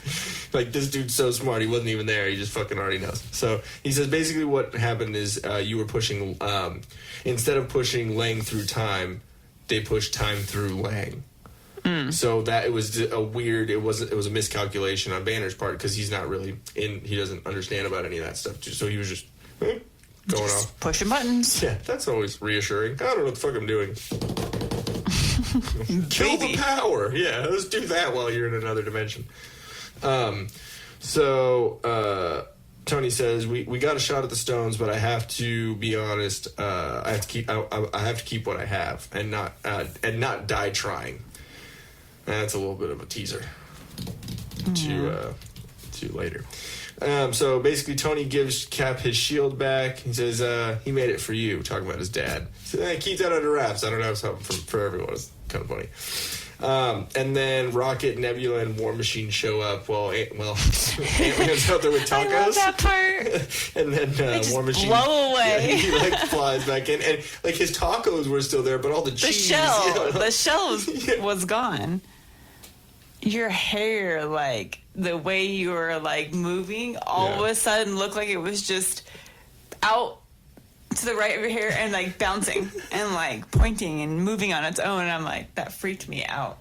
Yeah, I saw your eyes get wide right now. It's kind of weird. War Machine shoots down and says, "How you doing, regular size man?" Being a dick, just Rhodey being just poking fun of him, kind of like in Infinity War when Rhodey and Banner are walking off the ship and they meet Black Panther, and Banner goes, "Should I bow?" And Rhodey's like, "Yeah, he's a king." Yeah. And so he goes and he tries to bow. He's like, "What are you doing?" I just like how Rhodey still has that kind of like practical Joker kind of thing. Then it cuts, and then Hulk walks by and, here you go. Gives Ant-Man 2 more tacos. Yeah, it's so cute because in Hulk's hand, they're like these little tiny mini tacos, exactly. And then he gives them to him. Like, first of all, where did all these tacos come from? Did someone go to Taco Bell and get like the 20-pack? Yeah, I know. I needed tacos at that point. I was kind of... Yeah, I want tacos. Who doesn't want tacos? Especially after drinking a bunch of whiskey. But I'm like, that was just weird, though. Like, random tacos. Yeah, who went for tacos? So did they have catering? I'm trying to figure out.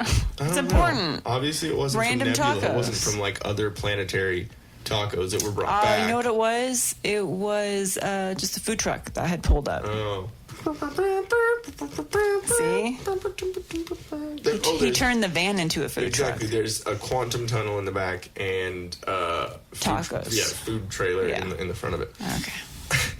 So then it cuts to Hulk and Rocket going to Tonsberg, Norway, which is now named New Asgard, which I think is pretty rad because that's where a lot of the stuff happened with Norway and in the Norse mythology and stuff like Thor 1, they had Tonsberg, Norway, and that's where Odin fought, and a big battle happened there. And then I'm not going to remember exactly what it was at this point, but it was mentioned there. It was also mentioned in Captain America: The First Avenger with Red Skull when he first went to get the Tesseract. That's where it was. It was in Tonsberg, Norway, which is cool because the Tesseract was in Asgard too, and so now this being New Asgard is awesome.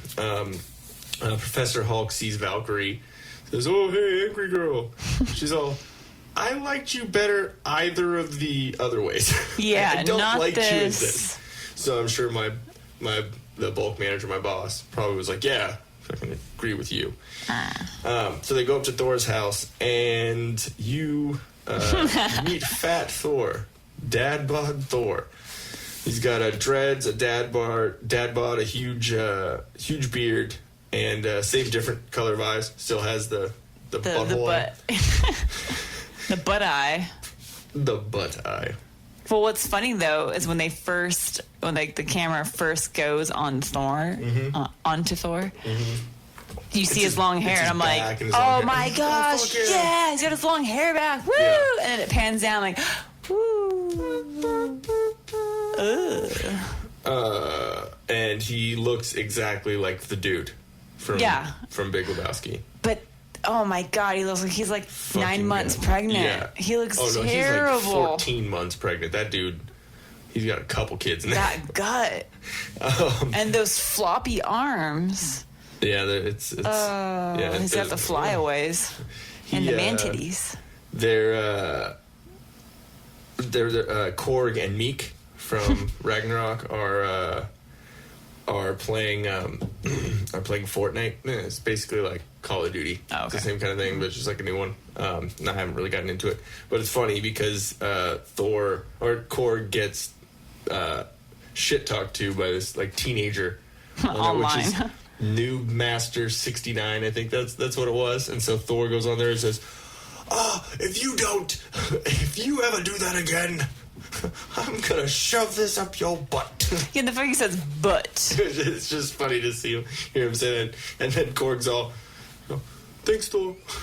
Thanks. And then he goes over and uses Stormbreaker as a bottle opener, which I thought was funny. He's like, yeah, I don't need this shit. I'm gonna get drunk. Yep. And then Rocket says you look like melted ice cream. Probably one of the best jokes in the whole movie. And then they're talking about Thanos, talking about all this, and Hulk says Thanos, and you can see that Thor is like affected by it. You can see his face change. It's almost like saying Voldemort. Yeah, because that's like the unspoken thing that you don't say his name. Immediately into like a PTSD mode, almost, so they're trying to get him on the ship, and he's basically saying no, I don't do that anymore. I'm over it, whatever. And Rocket says we got beer on the ship. So what kind? What kind? Yeah. So then it cuts to the introduction of Ronin. They go to Tokyo, and there's a fight scene with the Yakuza, basically the Japanese mob. Black Widow shows up. It's pretty gnarly. That's what I was trying to figure out, like why Ronin why he did what he did. Yeah, I think I want to look up a little bit more info on that, if there is some anywhere. But we can look up more of a character backstory from the comics on Ronin. Might explain a little bit better for you, because I'm not as well versed on that one. I just know he's kind of a badass. Yeah, because it was just weird, because all of a sudden it went from him, the scene where, he's obviously lost his family. Yeah. And then now he's a ninja. Yeah, he's all, fuck it, I ain't got nothing to live for. So Black Widow shows up behind Ronin after he's done killing this Yakuza boss and all this craziness, and then it's the scene from the trailers where he's wiping the blood off of his arm, takes the hood off, and they're basically talking about there's a way to get everything back, because time travel and all that. Barton says, "Don't give me hope." She's all, "Sorry, it couldn't have been sooner." Yeah. So then they go back to Avengers HQ. Thor cracks a beer, and Stark walks by and says, "On your left, Lebowski," or like something to that effect. But he calls him Lebowski, which I thought was fucking great. And then Stark calls Rocket Ratchet, which I think is funny. And what's funny too is there's a video game, like an old school video game called Ratchet and Clank, and Ratchet, I believe, is a raccoon. So it's kind of a funny little they're both raccoons. I have no idea what that is, but okay. Yeah. It has nothing to do with Marvel, but it's still a funny little call out. And then Lang says there's enough Pym particles for just one jump each and 2 test runs. And then bobbles it up and says, just one test run. So then they're all sitting there talking about what they're going to do when they, how after, they're obviously going to test it, but what they're going to do once they have it tested, and, how they're going to plan. And so War Machine basically says, like the baby Hitler suggestion, like going back, people are like, what if you had a time machine? I just go back in time and kill Hitler. Gotcha. As a baby. So Rhodey's basically like, let's just go Thanos. Yeah. Seriously. And Hulk is like, no, that's horrible. No, it's not. No, get him out of here. Toddler. Yeah, exactly. Thanos. Exactly. Just let him. Hulk stomp. Just the Hulk clap. Thanos no more. Yeah, exactly. Bye. So, wow, we are talking about some interesting topics on this podcast. So, you can go way far back and just maybe get Thanos' mom to rethink the baby decision. Exactly. Or maybe Thanos' dad could have pulled out a little nut on the back.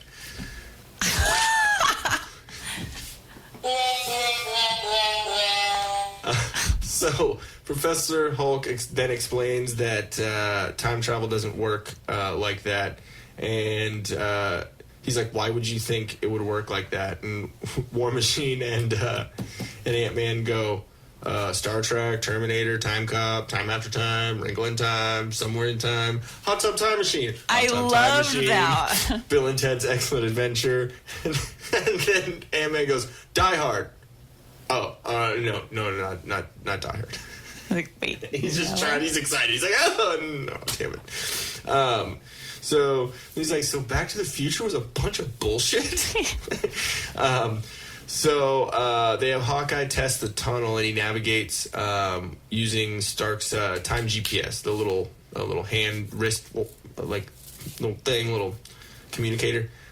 Which is cool because a lot of people were theorizing that that's exactly what it was from like the little set pictures that got leaked. They all had things on their hands, so everyone was like, "Oh, is that a time? Whatever." So, no, it was just count their steps.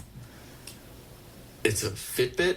Yep. Okay, they have some interesting Fitbits, but yeah. So he goes back to the family farm pre-snap. He just like shows up. But I thought it was really cool how he navigates through time, like the way it looked. He's like, there's like a bunch of wormholes. Yeah, it would make almost. me throw up traveling that. Yeah, it was a little crazy, but the way he there was 3 here, and he takes a little tunnel to the right, and I thought it was I'd be pretty like, cool. ah, wrong one. Just puke in the inside of that suit. So he almost gets to see his daughter. He's running. He hears their voice. He sees all of it, and so he's trying to get to her, and then they bring him back because it feels like it's 5 minutes there, but it's 5 seconds in real time. So it feels like it's way longer, but to them it's just because she comes out and she's like, Dad? Yeah, exactly. But he brings back a baseball mitt, so he's trying to bring something back to show that that it worked. So the plan to get the stones starts getting the reality stone from Asgard, which is Thor and Rocket. The power stone from Morag before Quill gets it when he's doing his little dance from Guardians love of the that Galaxy. with that little whatever that little rodent is or whatever on the planet that he's dancing and singing into. The same one that Groot was trying to kill to in fight. Part 2. In the very beginning. Yeah, so great. Groot, put that down.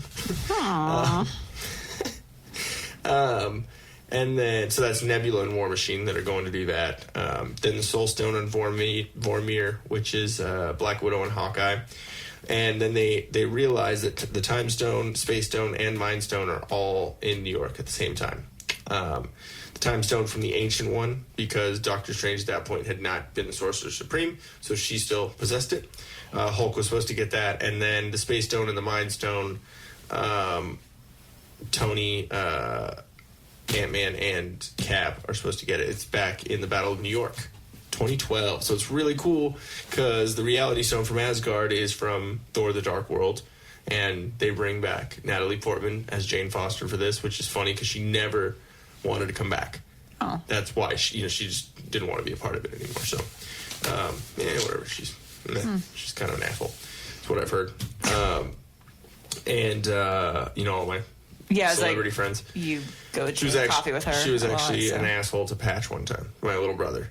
So he tried to get her, autograph from her or something. She was kind of a bitch. So I guess she was shitty to my little brother. So yeah, she's shitty to me. There we go. And the Power Stone, like I was saying with Nebula and War Machine, is from Guardians 1. So they recreated that. They recreated Thor 2.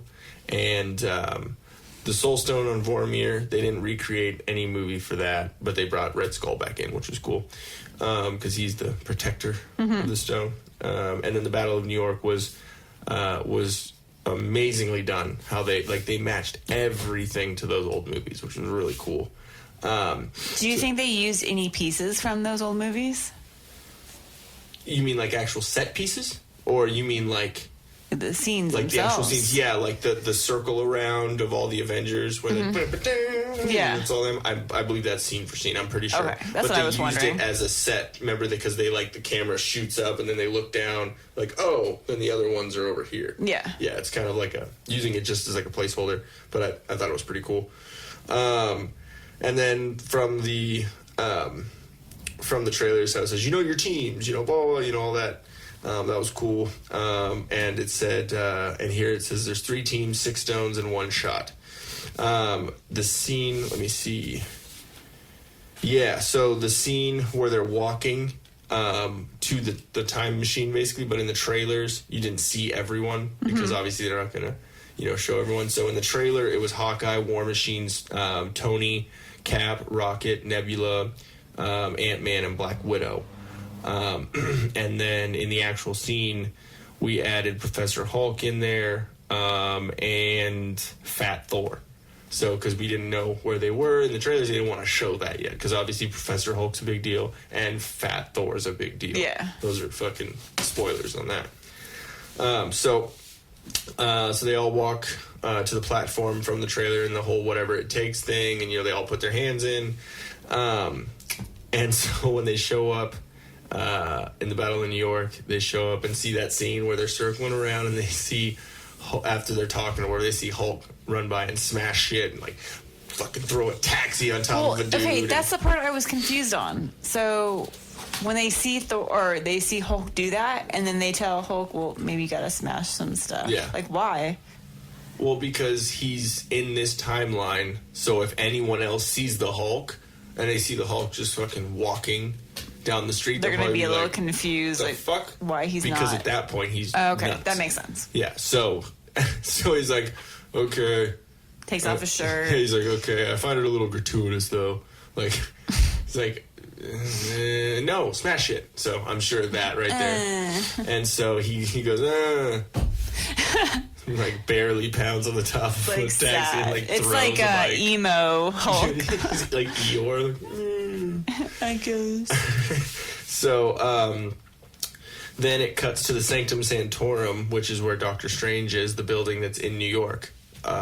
It's off Bleecker Street. That's why he calls him a Bleecker Street magician. But what's cool is because we don't see any of her in Avengers 1, but she was at her building the whole time that was going on, fighting. But it was just her, like, throwing little... Yeah, because she was on top of the roof. Yeah, so she just... It was really, really cool seeing how they recreated that. Or, I mean, created that in that recreated scene. Because that's what she was doing up there when Hulk goes up there. Yeah, exactly. So, and so Hulk meets the Ancient One because Doctor Strange is still a surgeon at that point, and not the Sorcerer Supreme. Basically, what happens is he says, "I need the Time Stone," and goes for it and reaches for it, and then she astral punches him. Not asshole punches him. That's what it sounded like he said. Punches him. So basically puts him on the astral plane, on the asshole plane, and punches them Hulk, apart. Yeah, punches them apart. So the Hulk is like passed out, and he's just like his astral version, like, you know, his mind's eye kind of version. So the whole Doctor Strange thing, she did that to him. But she punched him, and that's where she took him through those crazy warp holes and all that. Yeah, that fucked with me. When he's like goes up above Earth, and then like, and then the hands, the fingers, crazy. It's fucking nuts. And I really like that though. So after that happens, it cuts to Asgard in 2013 during Thor: The Dark World. Thor and Rocket pass Loki in the prison cell when he's sitting there throwing up the little ball, which is kind of funny. Let me see. There we go. I just think it's funny that they bring back the movie that everyone hates, and they make you actually like. I think I said that before, but they make you actually like want to rewatch it or like figure out. Yeah, to see all the details. Exactly, it's kind of funny. And then Rocket has to extract the ether or the reality stone from Jane Foster because it's in her body. Remember, it's not a stone yet. How did that happen? Did she just like stick something up her butthole and like? Well, no, he said that Lily, he was just going to like stick a needle in her basically, and like it's just gonna easily just go right into the syringe. I thought it was kind of funny though. I mean, it's a great question. Yeah, like how did that? It'd be a funny like just to see that scene. Did he kill her and like sucked all the blood out of her? It was like a vampire shit. And it is Rocket. He's a little sadistic here and there, so you never know. I don't know. That wasn't Disney and Disney enough on this one. Yeah, they couldn't show that. It's like gotcha now, bitch. Gotcha, bitch. So Thor is talking to Rocket as he tells him the plan. I got to go extract this from her. He's like, yeah, I can do this. He's like, I'm going to go to the wine cellar. And runs off and leaves Rocket to do it by himself. Then he sees his mom, Frigga, which he then realizes... it's before he runs off, actually. He's still with Rocket, and he realizes that his mom dies that day. So he's kind of like... starts freaking out, has a little bit of a panic attack, gets really not... like Thor. No, like, right now it's complete opposite because he's scared. Yeah, he's fucking fat and lazy and scared and crying. You know, he's like no confidence. Yeah. So and then Rocket slaps him in the face, which is great. Little tiny. And you think that's gonna help motivate him? Yeah, and it does for like a second. Yeah, pep talk, and so Thor's crying. He's like, "Oh, I can do this. I can do this." No, I can't do this. And he runs off. Nope. And then it cuts over to. Excuse me. Cuts over to Morag. In 2014, it's War Machine and Nebula. They stay, and then Ronan and Black Widow go to Vormir. On the jump to Vormir, Ronan says, "Long way from Budapest," which is fucking cool because that was a callback from Avengers 1 when they're writing they're riding on one of those Chitauri things that they overtake. The big flying centipedes? Not those big ones, but the little minions had their own little ships. Remember Loki gotcha, had one too? yeah. And so the two of them end up on one, or like some. No, I don't think it's. I think they're on the street fighting. It's the two of them fighting, and Black Widow says, "This reminds me of Budapest," and Hawkeye says, "You and me remember Budapest very differently." Like, so there's already a call up to that situation. So I personally think that that's going to be in the Black Widow movie. That scene, like an explanation of what that was. I can't wait for that movie. I'm so interested in her backstory. Yeah, it's really, really cool. But it's cool that they said the Budapest line again. They're just bringing that up. Just like the Endgame line. Keep throwing out those hints. It's fucking cool. What Nebula says to War Machine after Ronan and Black Widow leave is, be careful because we're not the only ones in 2014 looking for the stones. She's basically saying her 2014 version of herself, Thanos and Gamora and all the children of Thanos are looking for the stones. So it cuts to Nebula and Gamora from 2014 fighting randoms. Like, I don't think it's very explained. And then in comes 2014 Thanos. It's full gold Armo and his armor. Armo. It's that Armo. The full gold armor and the big helicopter sword. Fucking gnarly. Yeah, that thing is crazy. Yeah, it's a pretty badass weapon. It kind of looks like a double-edged straight razor. Double-edged dildo? That's a terrible dildo. Requiem for a Dream? Yeah. Oh, nice. Nice. Okay. There we go. Yeah. Woo. Audience likes that. So, and it also kind of looks like Darth Maul. A little bit, yeah. From Phantom Menace. With that little double-sided dildo. I don't know. Every time I see that weapon, I'm like, oh, he's going to straight razor someone's face. He's all, shing. Ooh, I needed a shave. Yeah. Hey, Thanos, come over here real quick. 2014 Nebula gets a vision of 2019 Nebula. It's going to get a little convoluted and confusing after a second. Talking to War Machine about the plan. Basically what's going on, because it's her... That's why I didn't understand how come... She senses herself from the future is now here in the present? Well, because her brain is pretty much like a computer. She's pretty much an so android. how is she picking that up, though? Because I'm guessing because the signal was close, or they were in the same timeline, or something. That's what I wanted to look at. Technology. We'll go with that. Okay. Because I don't have a better answer. So back in New York, Iron Man goes back to the Avengers 1 scene. Hey, I'll have that drink now. They have Loki down, and it's all of them. It's that, and it's like all of them looking. It's that scene, and then Tony says, "Oh, I totally forgot, Rogers. That suit does nothing for your ass." It's like, "Oh yeah, shut up, Tony," or whatever. Then Ant-Man, "I don't know what he's talking. I don't agree. I think you look great, Cap. That's America's ass." Then you see Crossbones, I can't remember his name in the MCU, but the guy who ends up being Crossbones and Agent Sitwell, they come up and they take the staff with the Mind Stone in the little case. And there's a whole talk about, well, aren't they Hydra, or like what the deal is? And so at that point it wasn't, because that was before Winter Soldier. Yeah, but now since they're in the future, it's Hydra. Yeah, exactly. So you have that knowledge of certain things. So they make Hulk take the stairs because he's not going to fit in the elevator. He's like, "No stairs, hate stairs." So, and then the Cap elevator scene that was from the Winter Soldier, it was set up almost exactly the same way. I thought the whole battle was going to happen. Thought it was going to happen again. Yeah. Then, and they're basically he basically says, "Hey, I'm taking point on the staff." It was straight from Robert Redford, basically his character, straight from him, straight from the chief or whatever. And Sitwell says, "I don't know, I got to call him." And then Cap's all, "No, it's okay. Hail Hydra." That right there, I was like, oh shit, that's fucking awesome. And then you see the little smirk on his face, like, haha, bitches. Gotcha. And so then it cuts to Stark and Ant-Man following the 2012 Avengers with Loki and the Tesseract when they have Loki captured. Lang goes into 2012 Iron Man and pulls the battery from his chest piece. And, literally goes into him. Yeah, basically gives him a heart attack. And what's funny is he's on his face, and he goes through like his little beard, his little mustache, and drops down his shirt. And he goes, oh my God, is that Axe body spray?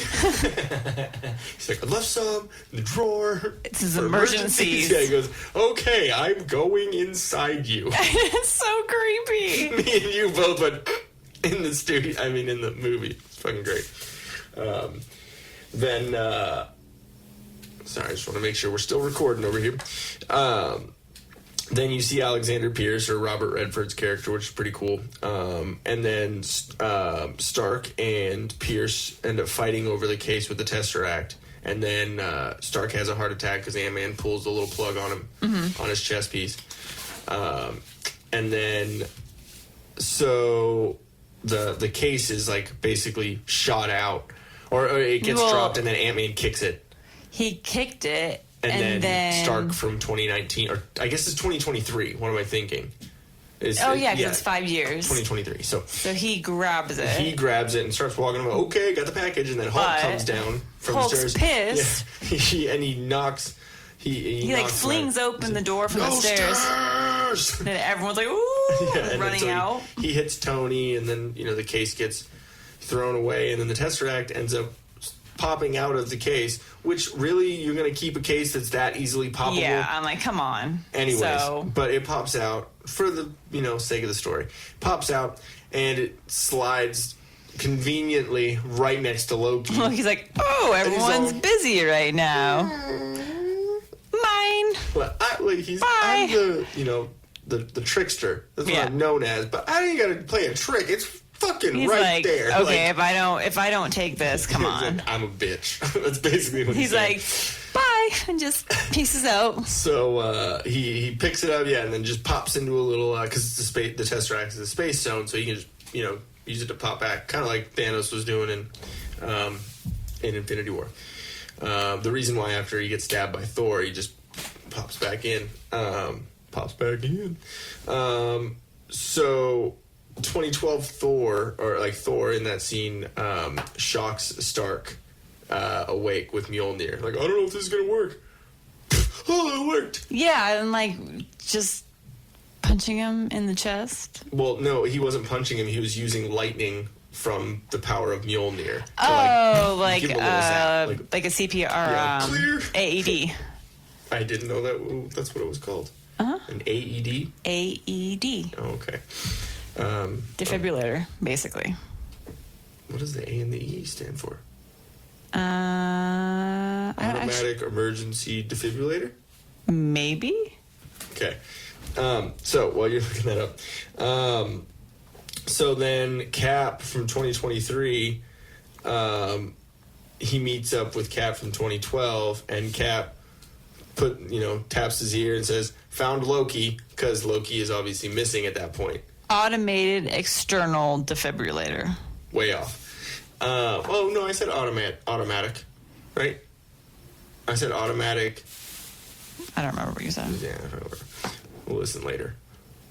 Suck all the sugar off that gummy worm. So we're going to take a pause real quick. Anyways, so basically, Cap from 2012 thinks that the new Cap is Loki because Loki can change forms, and he's actually changed into Captain America before. And so he, are you just getting sugar? I thought you said you sucked all the sugar off, not dropped it all over the.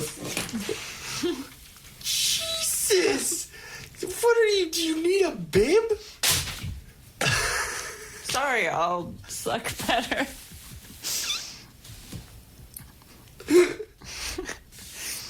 Just put it all in. And then suck it. Suck it. Okay, guys. Do you see this? How like my half is like clean and yours is covered in crack? Gonzo did it. Yeah. Okay, so basically Cap against Cap, and it's pretty cool because it's shield on shield. They're like hitting each other with the shield and throwing, and then both the shields drop, and the staff or the with the Mind Stone in it that Cap was basically taking. Mm-hmm. That's probably why Cap in 2012 thought the new Cap was Loki, because he had the spear too. So then, and right as he meets up with him, he says, "You got to be shitting me," and that's the other language part for Cap. So I thought that was great. And then, so they're fighting for a second, and then Cap from 2012 says his typical, "I can do this all day," and Cap from 20 is like, yeah. I know. Up. I have said that many a times too.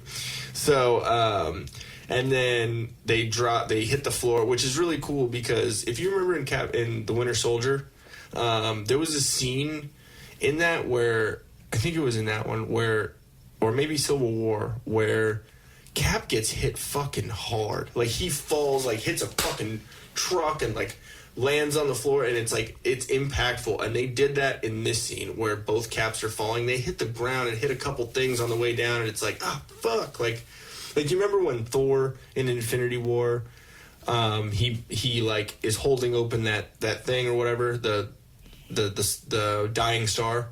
He's holding that open, and then when he lets go of it, he's like falling, and Rocket's trying to get him, and then he fucking hits that one thing. He's like, dink, and then it's like really just abrupt. A small dink. Yeah, but it was like, fuck.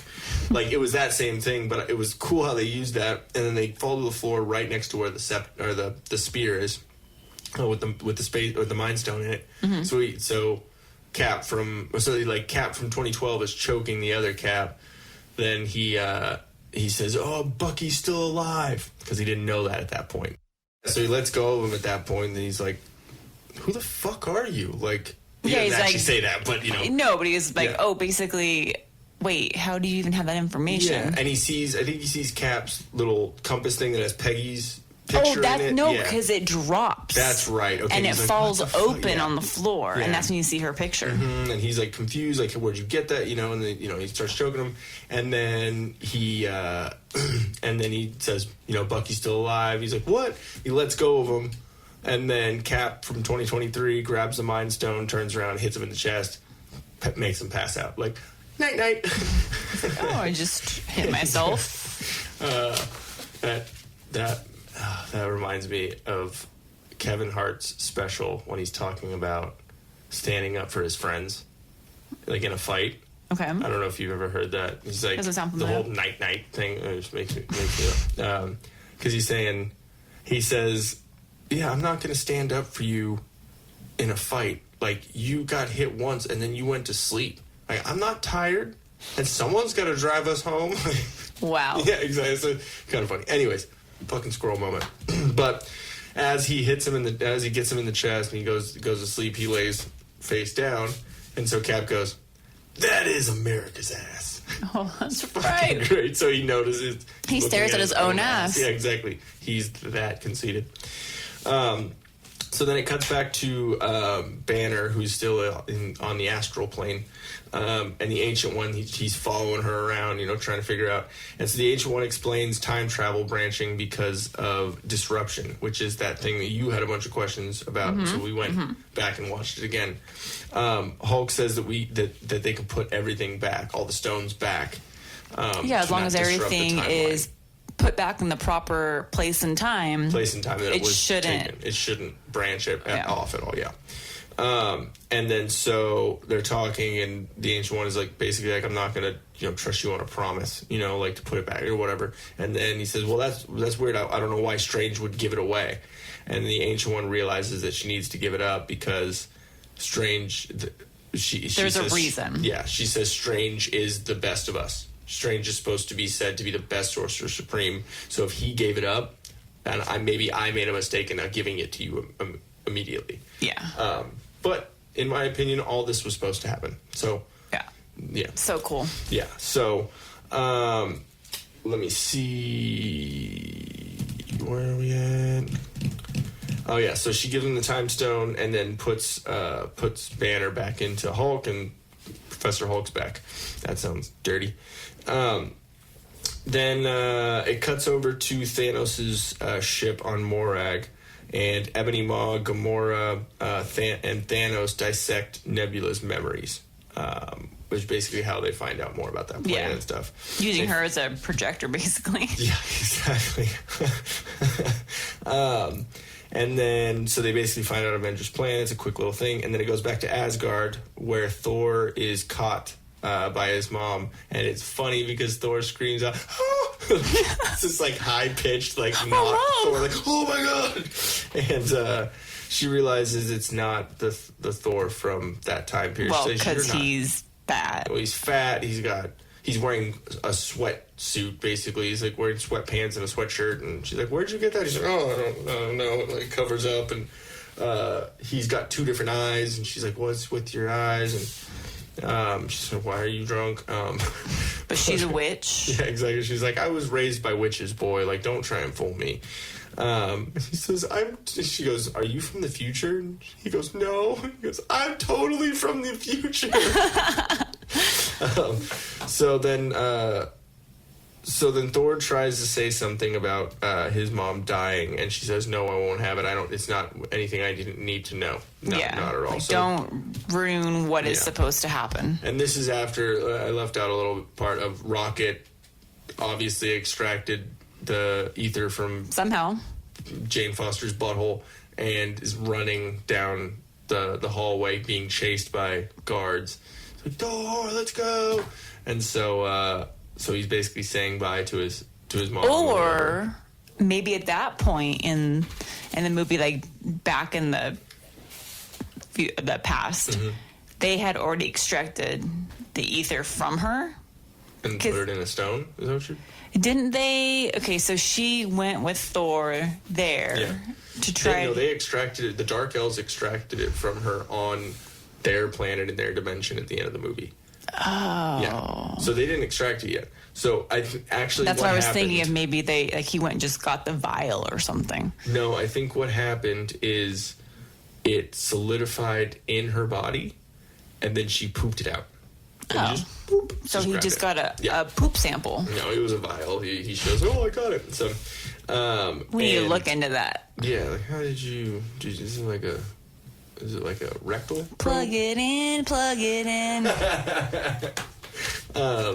And then I thought it was funny that so he's basically saying bye to his mom, and she's being motherly and everything, and she goes, "Eat a salad."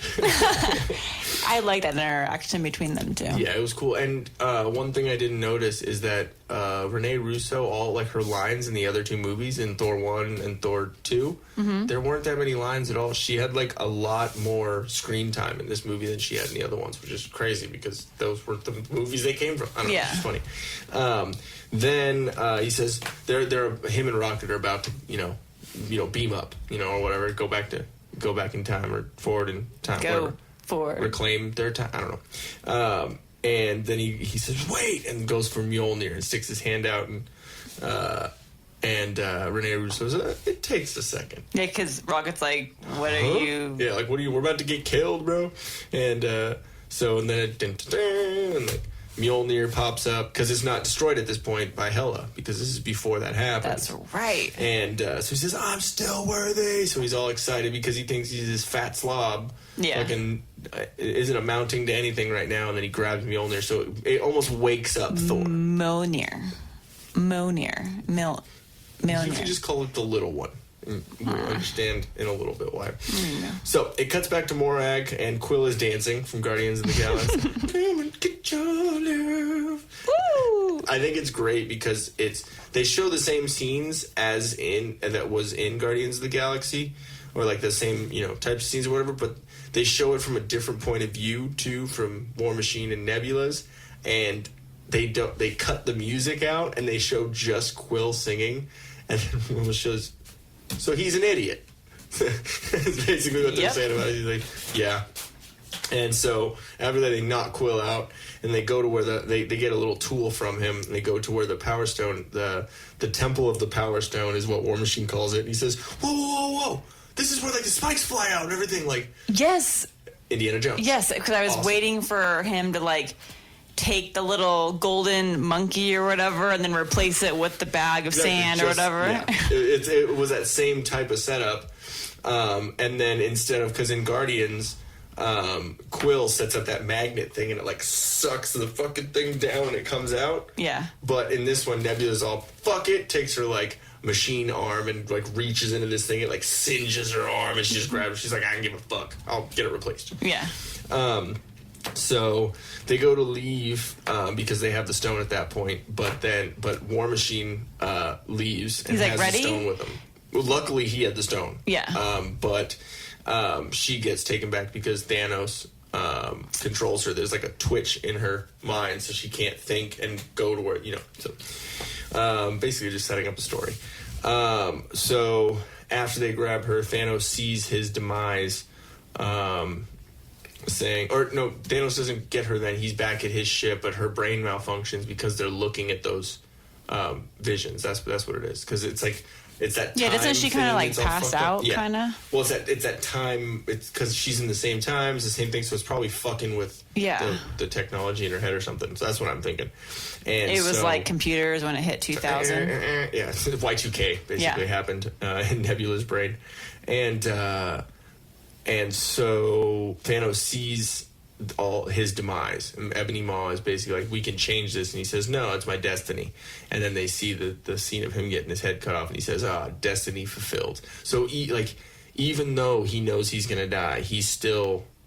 They set up Thanos amazing. Like, he's a great villain. Yeah, like, it's so weird though that he in the past would still proceed with his goal to wipe out 50% when he knows he's just going to die anyway. Anyways. So what's the point, though? Exactly.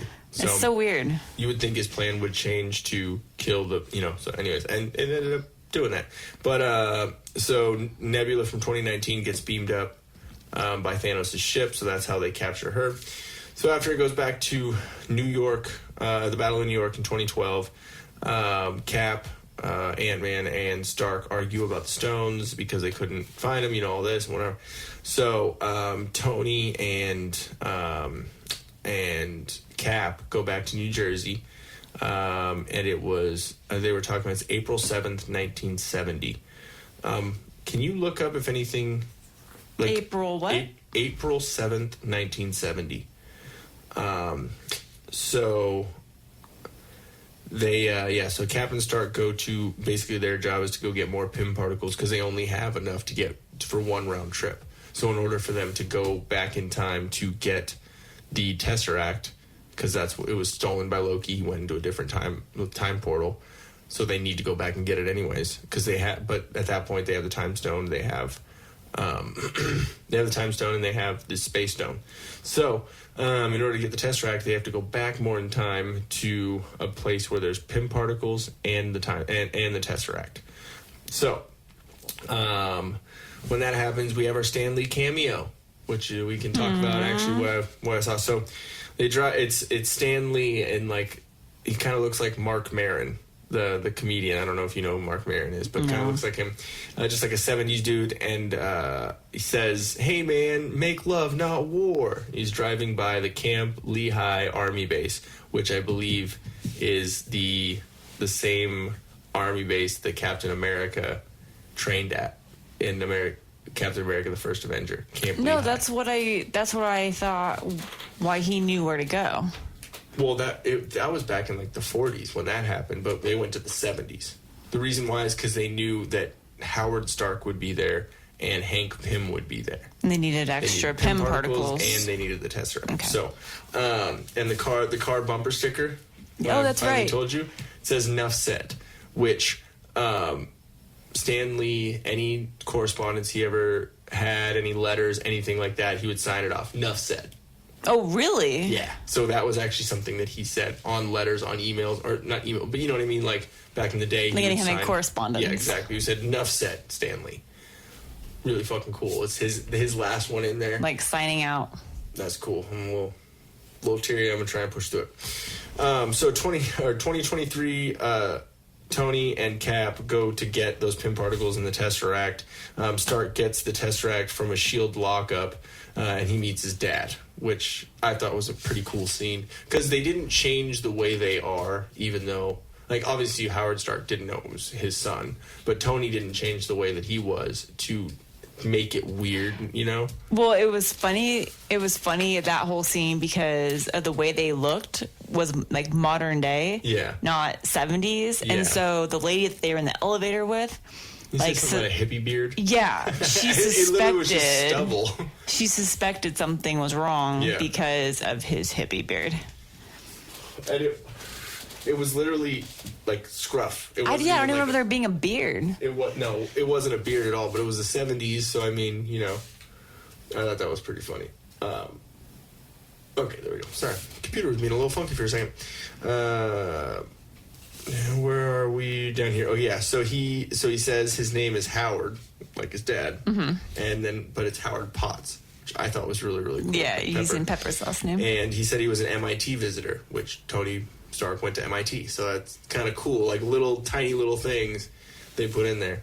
And then Cap distracts Hank Pym with a phone call to get him away from the Pym particles. And Cap goes in and grabs the Pym particles, ends up going outside. Then there's a heartwarming scene about kids and dads with Tony and his dad. Tony finds out that is the day that Howard finds out that they're pregnant with him, because he's going to buy flowers for his wife. He says, "Yeah, I just found out that we're having a kid," and I think there that he's talking about like baby names or something. He says something like Alfonso or something like that, which I thought was kind of funny. But I thought it was cool too because this is you actually see Jarvis. Oh, that's right. So not only is that actor who played driving Jarvis, the car, he was the driver for Howard Stark. Not only is he represented in the MCU, that actor is actually the Jarvis that's from the Agent Carter TV series that they had for a little while. So it's cool. It's it's a crossover. I think it's the first Marvel TV series crossover into the MCU is that character, which I think is kind of cool. But it also underlies, without even saying it, it's really cool how they make you realize that Tony grew up with Jarvis as a person. And then when he took, when Jarvis obviously died, the real, human Jarvis died, he had such an impact on Tony's life that Tony named his AI, the person that talks to him, Jarvis. Like, he wanted him around. Oh, you know okay. what I mean? Okay, that makes complete sense. I was kind of confused there for a second. But but I thought that was really, really cool. Also, Cap sees Peggy for a quick second, sees Margaret Carter. When he steps into that room. Into that office. Yeah, and through the blinds. He sees Peggy. And then then Cap goes outside and sees, Tony sees all this stuff going down and like, hey, let's go. That's right, because at this point they're looking for the hippie beard dude. Yeah, exactly. So, and then Tony hugs his dad, says thank you, and you can see Howard's the like, dude's like, why the hell are you hugging me? For your service to this country. So he like kind of plays it off, but. So then it cuts to Thanos' ship. 2014 Nebula gets 2019 Nebula's headpiece to impersonate her. So basically knocks her out. That little strip. Exactly. A little, I think it's a little gold little strip on her head. So luckily enough, all my notes are being a little bit more separated out than those first couple of pages. So then it cuts to Vormir with Hawkeye and Black Widow, and we see Red Skull again. He says Natasha, daughter of Ivan, I think, or something, and she doesn't know her dad's name, so she doesn't even fucking know who she is. So she trusts Red Skull immediately, just because he knows that about her. Yeah. And Hawkeye makes kind of a joke about it in a second. So basically, they find out that the whole sacrifice thing, just like Gamora. So Hawkeye and Black Widow fight to sacrifice themselves. For the Soul Stone. Black Widow ends up, I guess, winning, but losing. Yeah, I know. It's like, how do you win that situation? So she ends up dying exactly like Gamora. And it's pretty much the exact timestamp, even in the movie when it happens, compared to Infinity War and Endgame. Like, it sucks. It's crazy. I don't like that.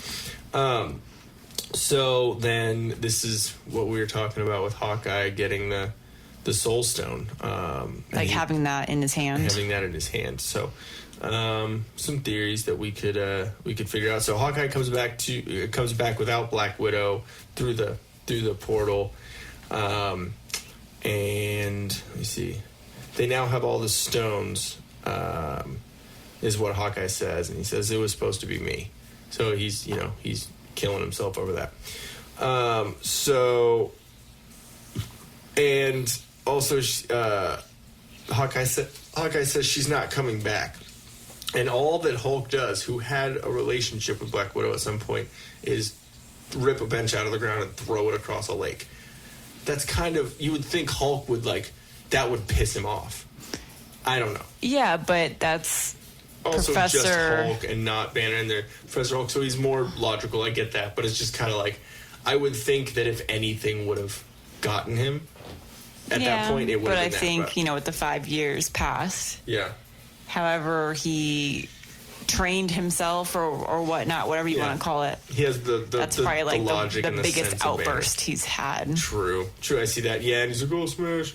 So, now it cuts to Rocket, Professor Hulk, and Tony putting together the Iron Gauntlet, like setting it up, and Rocket goes, "Oh!" It kind of scares him, like, "Oh my god!" It was kind of a little funny little joke in there.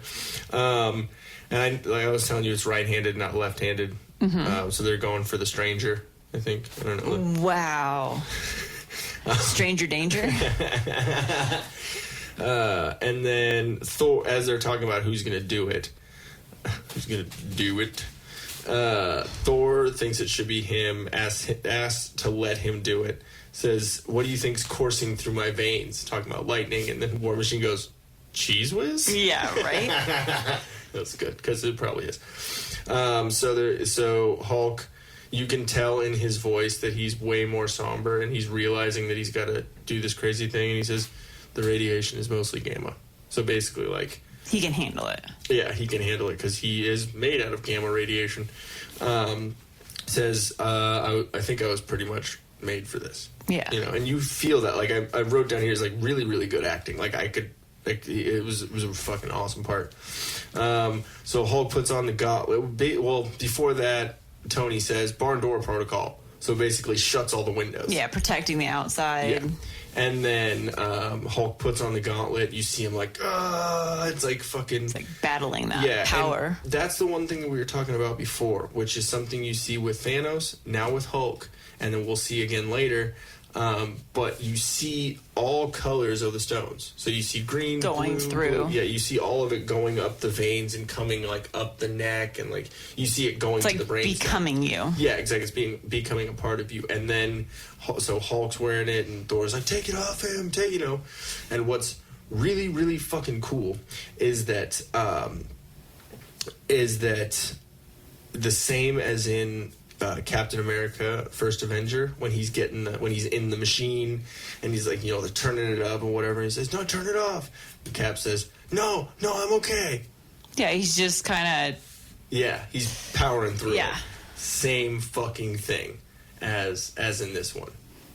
Thor says, "No, turn it off," and then Hulk says, "No, I'm okay." It's just cool, and they're both that super soldier thing. So them having the same thing they're saying, I just thought that was really cool how they did that.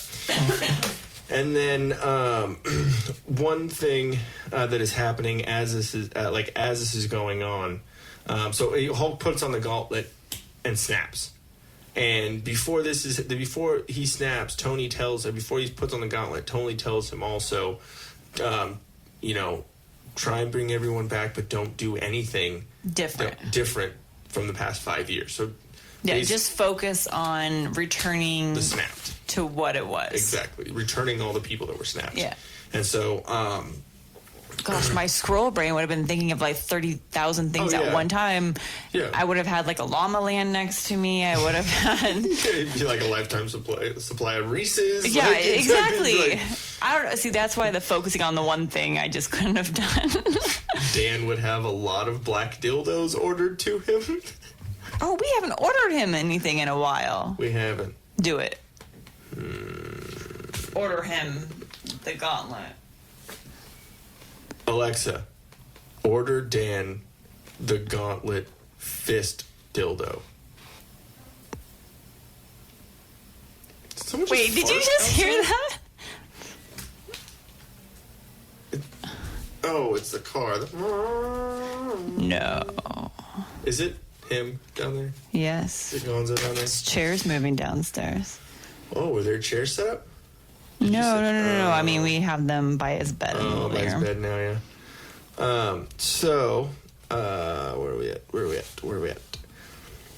So, yeah, as this is all going on, right before Hulk actually snaps, Thanos uses a Pym particle that he got from Nebula, I believe, to shrink down his ship, and he flies through the time portal.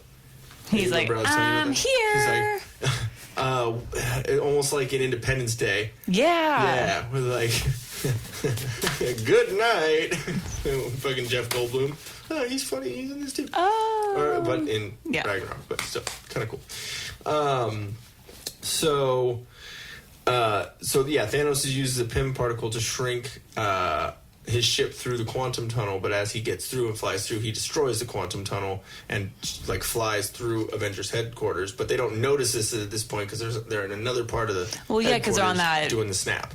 That Operation Barn Door or whatever. Yeah, the Barn Door protocol. I think that's what it was. Yeah, and then so he snaps, and then they open the doors. And Ant-Man walks up to the window and sees that it's sunny, there's birds chirping, like light.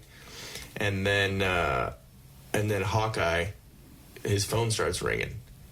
And you see like a picture from far away, like kind of who it is, and then he walks up and he realizes it's his wife, and he answers, "Honey? Like are you there?" Like, that was fucking cool. Like that was a little bit of a moment right there. And then and they bring you right back down.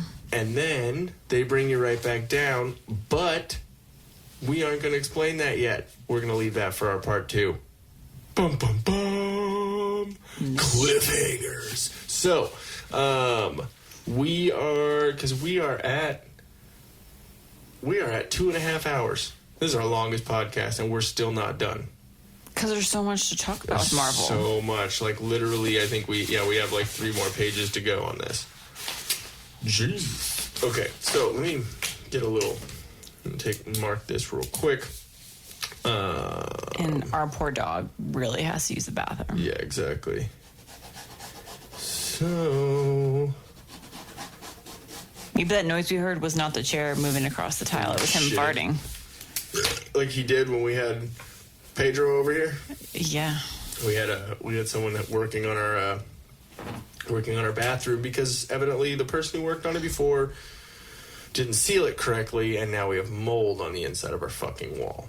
But at least we don't have to pay for it. It's not us. Oh yeah, we don't have to pay for it. And the dude who came over was actually a pretty cool dude. Evidently, you talked to him. I kind of had a little pissy pants day at the beginning of the day. I was a little bit shitty, so I was like, you know what? I just don't even want to deal with it. I'm just gonna fucking sit in the studio and just watch some YouTube videos and fucking try and keep my mind off of dumb shit. So, but you said that he was a pretty stand-up dude. Yeah. He seemed, would you say he was learning 4 languages or something like that? Yeah, I heard he knew 4 languages, and he just said he wanted to keep learning more languages. And see, that's awesome because he's trying to learn the language, and he was explaining to you he wanted to learn languages of people who he dealt with so he could talk to them, he can communicate with them, right? Yeah, he said he felt it was important to learn more languages so that his clients, he could speak to them in their language and be fluent in it. And because he said he's Guatemalan, that's his family, so I'm sure he knows Guatemalan. Yeah, so Guatemalan he said is his first language. Then he said he knows Southern Mexican. That's what he said.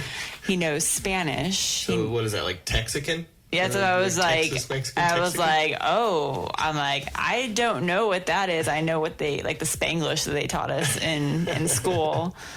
Spanish. He's like, no, Spanish and he's all, he said Spanish and South Mexico, two very different dialects. I'm okay. I'm sure they're, little different, inflections on this and that and the way it's he said that it's between his native language and Spanish and the other language he knew was like how you pronounce words. Mm-hmm.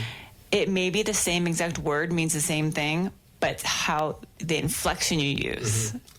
Different emphasis on different syllables. So he was saying like some was more of like a throaty A, whereas this one would be less throaty, but it's all, and if you say it differently, then it takes on a different meaning.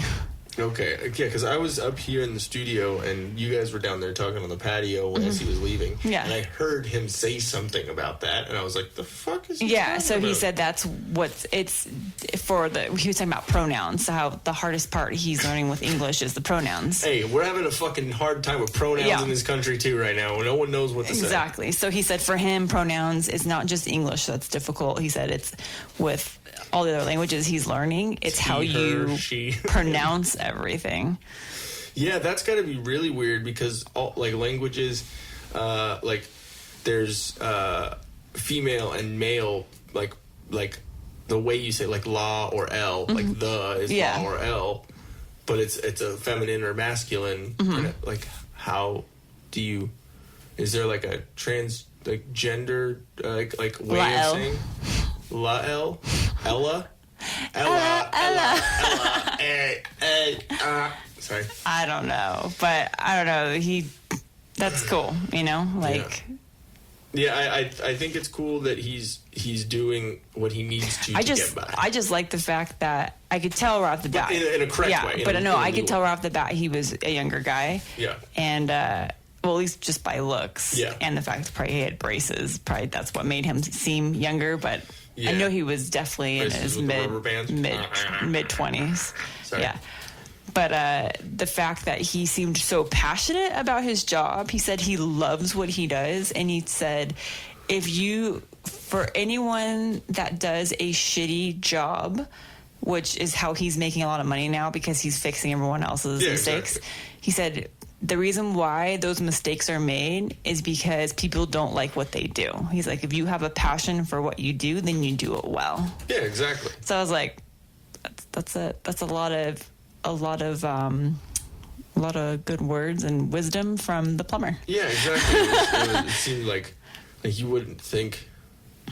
Yeah, what did the real estate agent have him saved as? Pedro Plumber Gonzalez. PPG.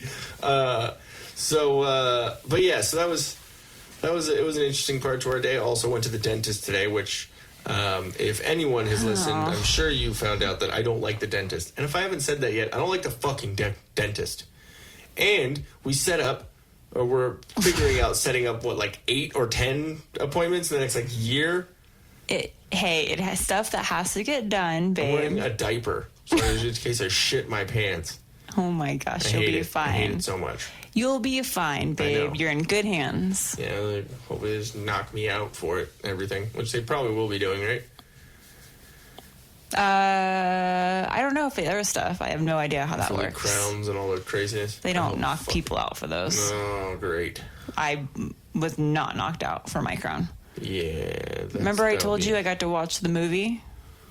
They give you nitrous or whatever. I didn't like. That's what they gave me. I breathed that in. I was like, and then I watched a movie. Even though I'm a stoner and I smoke pot, it just felt weird. It felt weird for me. I didn't like having to be knocked out at any point. I having to go through that, but it was easier for me to just. The one thing though that people got to realize, doctors don't want to knock people out because there's so many complications that could come up from knocking someone out. So I get that. If they don't have to, they're not going to. Yeah. I've never been knocked out. Even for my wisdom teeth, I was awake that whole entire time when I had all my wisdom teeth taken out. That's why I was like, you guys are pussies. I literally was just like, all right, bring it on. I was in high school. Yeah. That's where they had a TV up in the ceiling. They gave me a headset, and they said, we have every single channel, every single movie channel. You watch what you want to watch, enjoy, and we're going to be working on your teeth. See, when I got my wisdom teeth taken out, I wasn't put under either, but it was because of that furthered my fucking fear of the dentist and my not wanting to have all this shit You just didn't go done. to a good dentist. Well, the dentist that because when I got my wisdom teeth taken out, I got all 4 of them taken out at one time. I've told you about this, and then the one on my bottom left in the back Impacted. it was growing growing into my teeth instead of up and down. It was growing horizontally, so it was impacting all of my teeth. So they had to drill it in half and then pick both pieces out. And before they did that, they shot me with anesthetic 8 times on the top, 8 times on the bottom on each side. And they started like fucking around with it and trying, like, hey, do you feel this? And I was like, no, not really. Like, okay. And so then they started drilling a little bit, or started going. I was like, I can feel that. Like, no, you're gonna feel pressure. I was like, no, I can fucking feel that. Like, don't tell me what I can and can't. They're like, okay. And so they shot me 8 more times on there. I was so fucking numb. So numb, but it still sucks. But well, it's like, it seems like a lot of stuff you have to get done, but it really isn't. It's just there's a lot of like follow-up appointments. Yeah, I know. They said it's gonna be like 5 minutes, 10 minutes. Yeah. I just hate the dentist, and it's it's a 20-30 minute drive too. So it's like that's gonna be a little annoying. It's okay. I'm just making excuses because I fucking hate the dentist. It's okay though. We're gonna get through it. But the cool thing is, I'm gonna tell everybody this. So I found this new toothpaste. Like, you're getting old when you're excited about toothpaste. Because I wanted to get like a charcoal based one because it helps whiten teeth, and I'm all about that hippie lifestyle and whatever naturally whitens your teeth. Didn't you get yelled at by the dentist today? Yeah, whatever. That dentist can suck it. Yeah, so the dentist found out today of my hippie ways, and let's just say he was not thrilled one bit when I said that I don't use fluoride or you didn't have it in our water. Oh, I didn't tell him that. Oh, yeah, he would have flipped out. Yeah. And he was kind of being all snarky about it. Like, oh, well, I always prescribe to people, if they have sensitive teeth, to use like Sensodyne. And I'm like, yeah, but that has a lot of like additives and stuff in it that's not good for you, including fluoride. He's like, well, fluoride is the desensitizer. I'm like, oh, so I kind of got snarky back with him. I'm like, well, that's funny because my hippie ways over the last like 5-7 years, something like that, my teeth have actually gotten less sensitive. I guess it's working. I really wish that I was in the room watching that. That would have been funny, especially because of my hatred of dentists, and then seeing my wife like go back at a dentist. Like, well, he's older, so I think he's just one of those old school. Because what's funny is nice. Yeah, he's really nice. Yeah. I mean, he like got off of the like hippie thing with me, and then immediately was like, oh, so how's your mom and dad? And was asking how they're doing because they go to him too. But the toothpaste that we are using is, what's the brand of it? Oh my gosh. Go grab it. You can. Oh wait, it's no, I was saying I'll wait. I'll keep everyone entertained. You have a nice bud, and then you just slapped it. That's great. So it's basically this activated charcoal toothpaste that we've been using, and it's pretty cool. I'm not too keen on the weird blackness. I don't know what organzo is. Yeah, it's kind of basically just telling everyone that it's the activated charcoal toothpaste. Yeah, so it's called My Magic Mud whitening. It's really funny. It just doesn't sound like something you would put in your mouth. Yeah, but it's funny. It is a fluoride free, and it actually conforms to the natural cosmetics standard. So it's, approved to be safe. But what I like about it because when I'm trying to buy something new, I always look up like reviews or make sure it's legit. No, you do your research. And this was actually created by a dentist. Not your dentist. Not my dentist. But it was created by a dentist because, she's intelligent and knows that fluoride isn't the answer. Dang, throwing the dentist under the bus. Well, you gotta get out of your ways and gotta learn. That's why his son will be taking over the practice soon. Oh, Jesus, the fucking shade thrown right now. Bye. But it's awesome because you feel like a kid again because it's black toothpaste. So you're brushing your teeth and your teeth are all black and you're like, yeah. Okay. What kind of toothpaste did you brush with when you were a kid? I never brushed with black toothpaste. No, but when you're a kid, they have like cool different colored toothpaste. There was like pink with sparkles or blue with sparkles or whatever. We had different fucking chocolates. So I was like, ooh, like Crest for Kids, like Bubblicious or whatever. Crest for Kids. I thought you said crust for kids. I'm like, wait, babe. You know what's funny is when we were over visiting at your parents, it was your sister and Ronnie that actually mentioned the toothpaste? Stuff. No. It was the powder. No. She didn't mention this. She mentioned that she still uses like bubble gum, or it was either the toothpaste or the mouthwash. Yeah. She would. My little sister. But no, what sucks is I immediately in my head was like, oh, that's so many bad chemicals in it. Like that's immediately where I went with it. Because you're a hippie. You're a hippie, and I'm the one that smokes pot. Yeah, but anywhoos. Yes, anywhoosers. So that was us adulting today. That was our Friday. Was dentist, cleaning the house, like deep cleaning the house, then having the dude come over to fix our bathroom. One great thing about renting, anything that we need fixing or whatever, no cost to us. And our property manager is amazing. The only thing I will say is that he was 3 hours late. That's the only thing I will say. To be fair, I wasn't told he'd be here at 4. I just said we'd be home at 4. And she said, okay, great. He'll be over after 4. So it's your fault. Awesome. No, but... it's that window when the cable guy comes out. I'll be there between 6 a.m. and 6 p.m. tomorrow. It's your window. No, but I mean, everything went pretty well. Hopefully, knock on wood, we'll have a shower that's fixed here in the next couple of days. So we just have to use the guest shower now. Well, it's actually pretty fun, though, because it's in the Star Wars bathroom. And another Wish purchase, a shower head that is like a fucking disco party in there.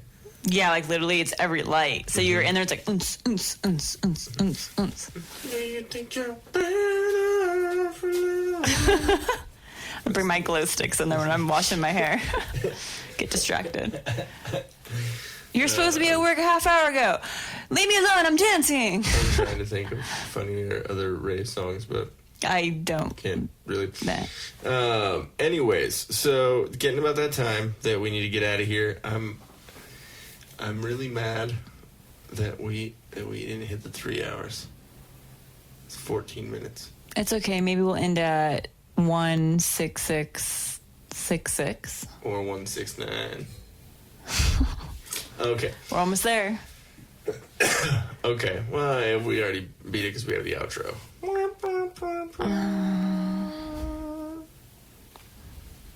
Go for it. Okay. So we're going to get out of here. Chelsea Smile Clothing Co. Go to www.chelseasmile.co and use that promo code TDP for Till Death Podcast for 20% off of your purchase. Also, go check out Drop Anchor Patch Co.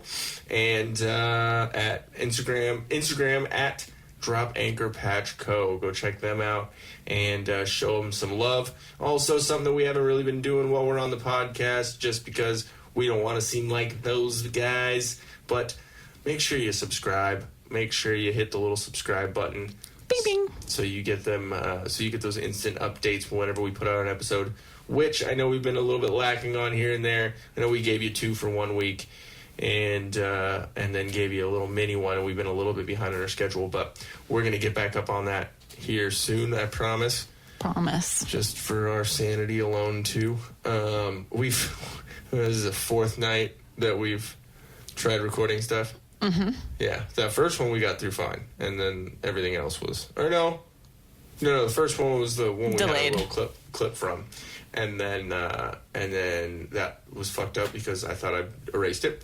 And then the next night we recorded that last episode that we did. So we just haven't been able to do it. Just time got away from us working and shit. So, but yeah, we're gonna get out of here. Do you got anything else, babe? No, I think I'm good. Alrighty. Well, I hope you guys are okay. Make sure you hit that subscribe button and send us out, share us out. Go like the Facebooks, go like all the shit. And then we'll catch you on the flippity flip. Flippity flop. Catch you on the flippity flip. I love you 3000. Love you 3001. For any other info or a way to contact us, go to facebook.com/TILDEATHPDCST. That's facebook.com/TillDeathPodcast, podcast without the vowels. Thank you very much for listening.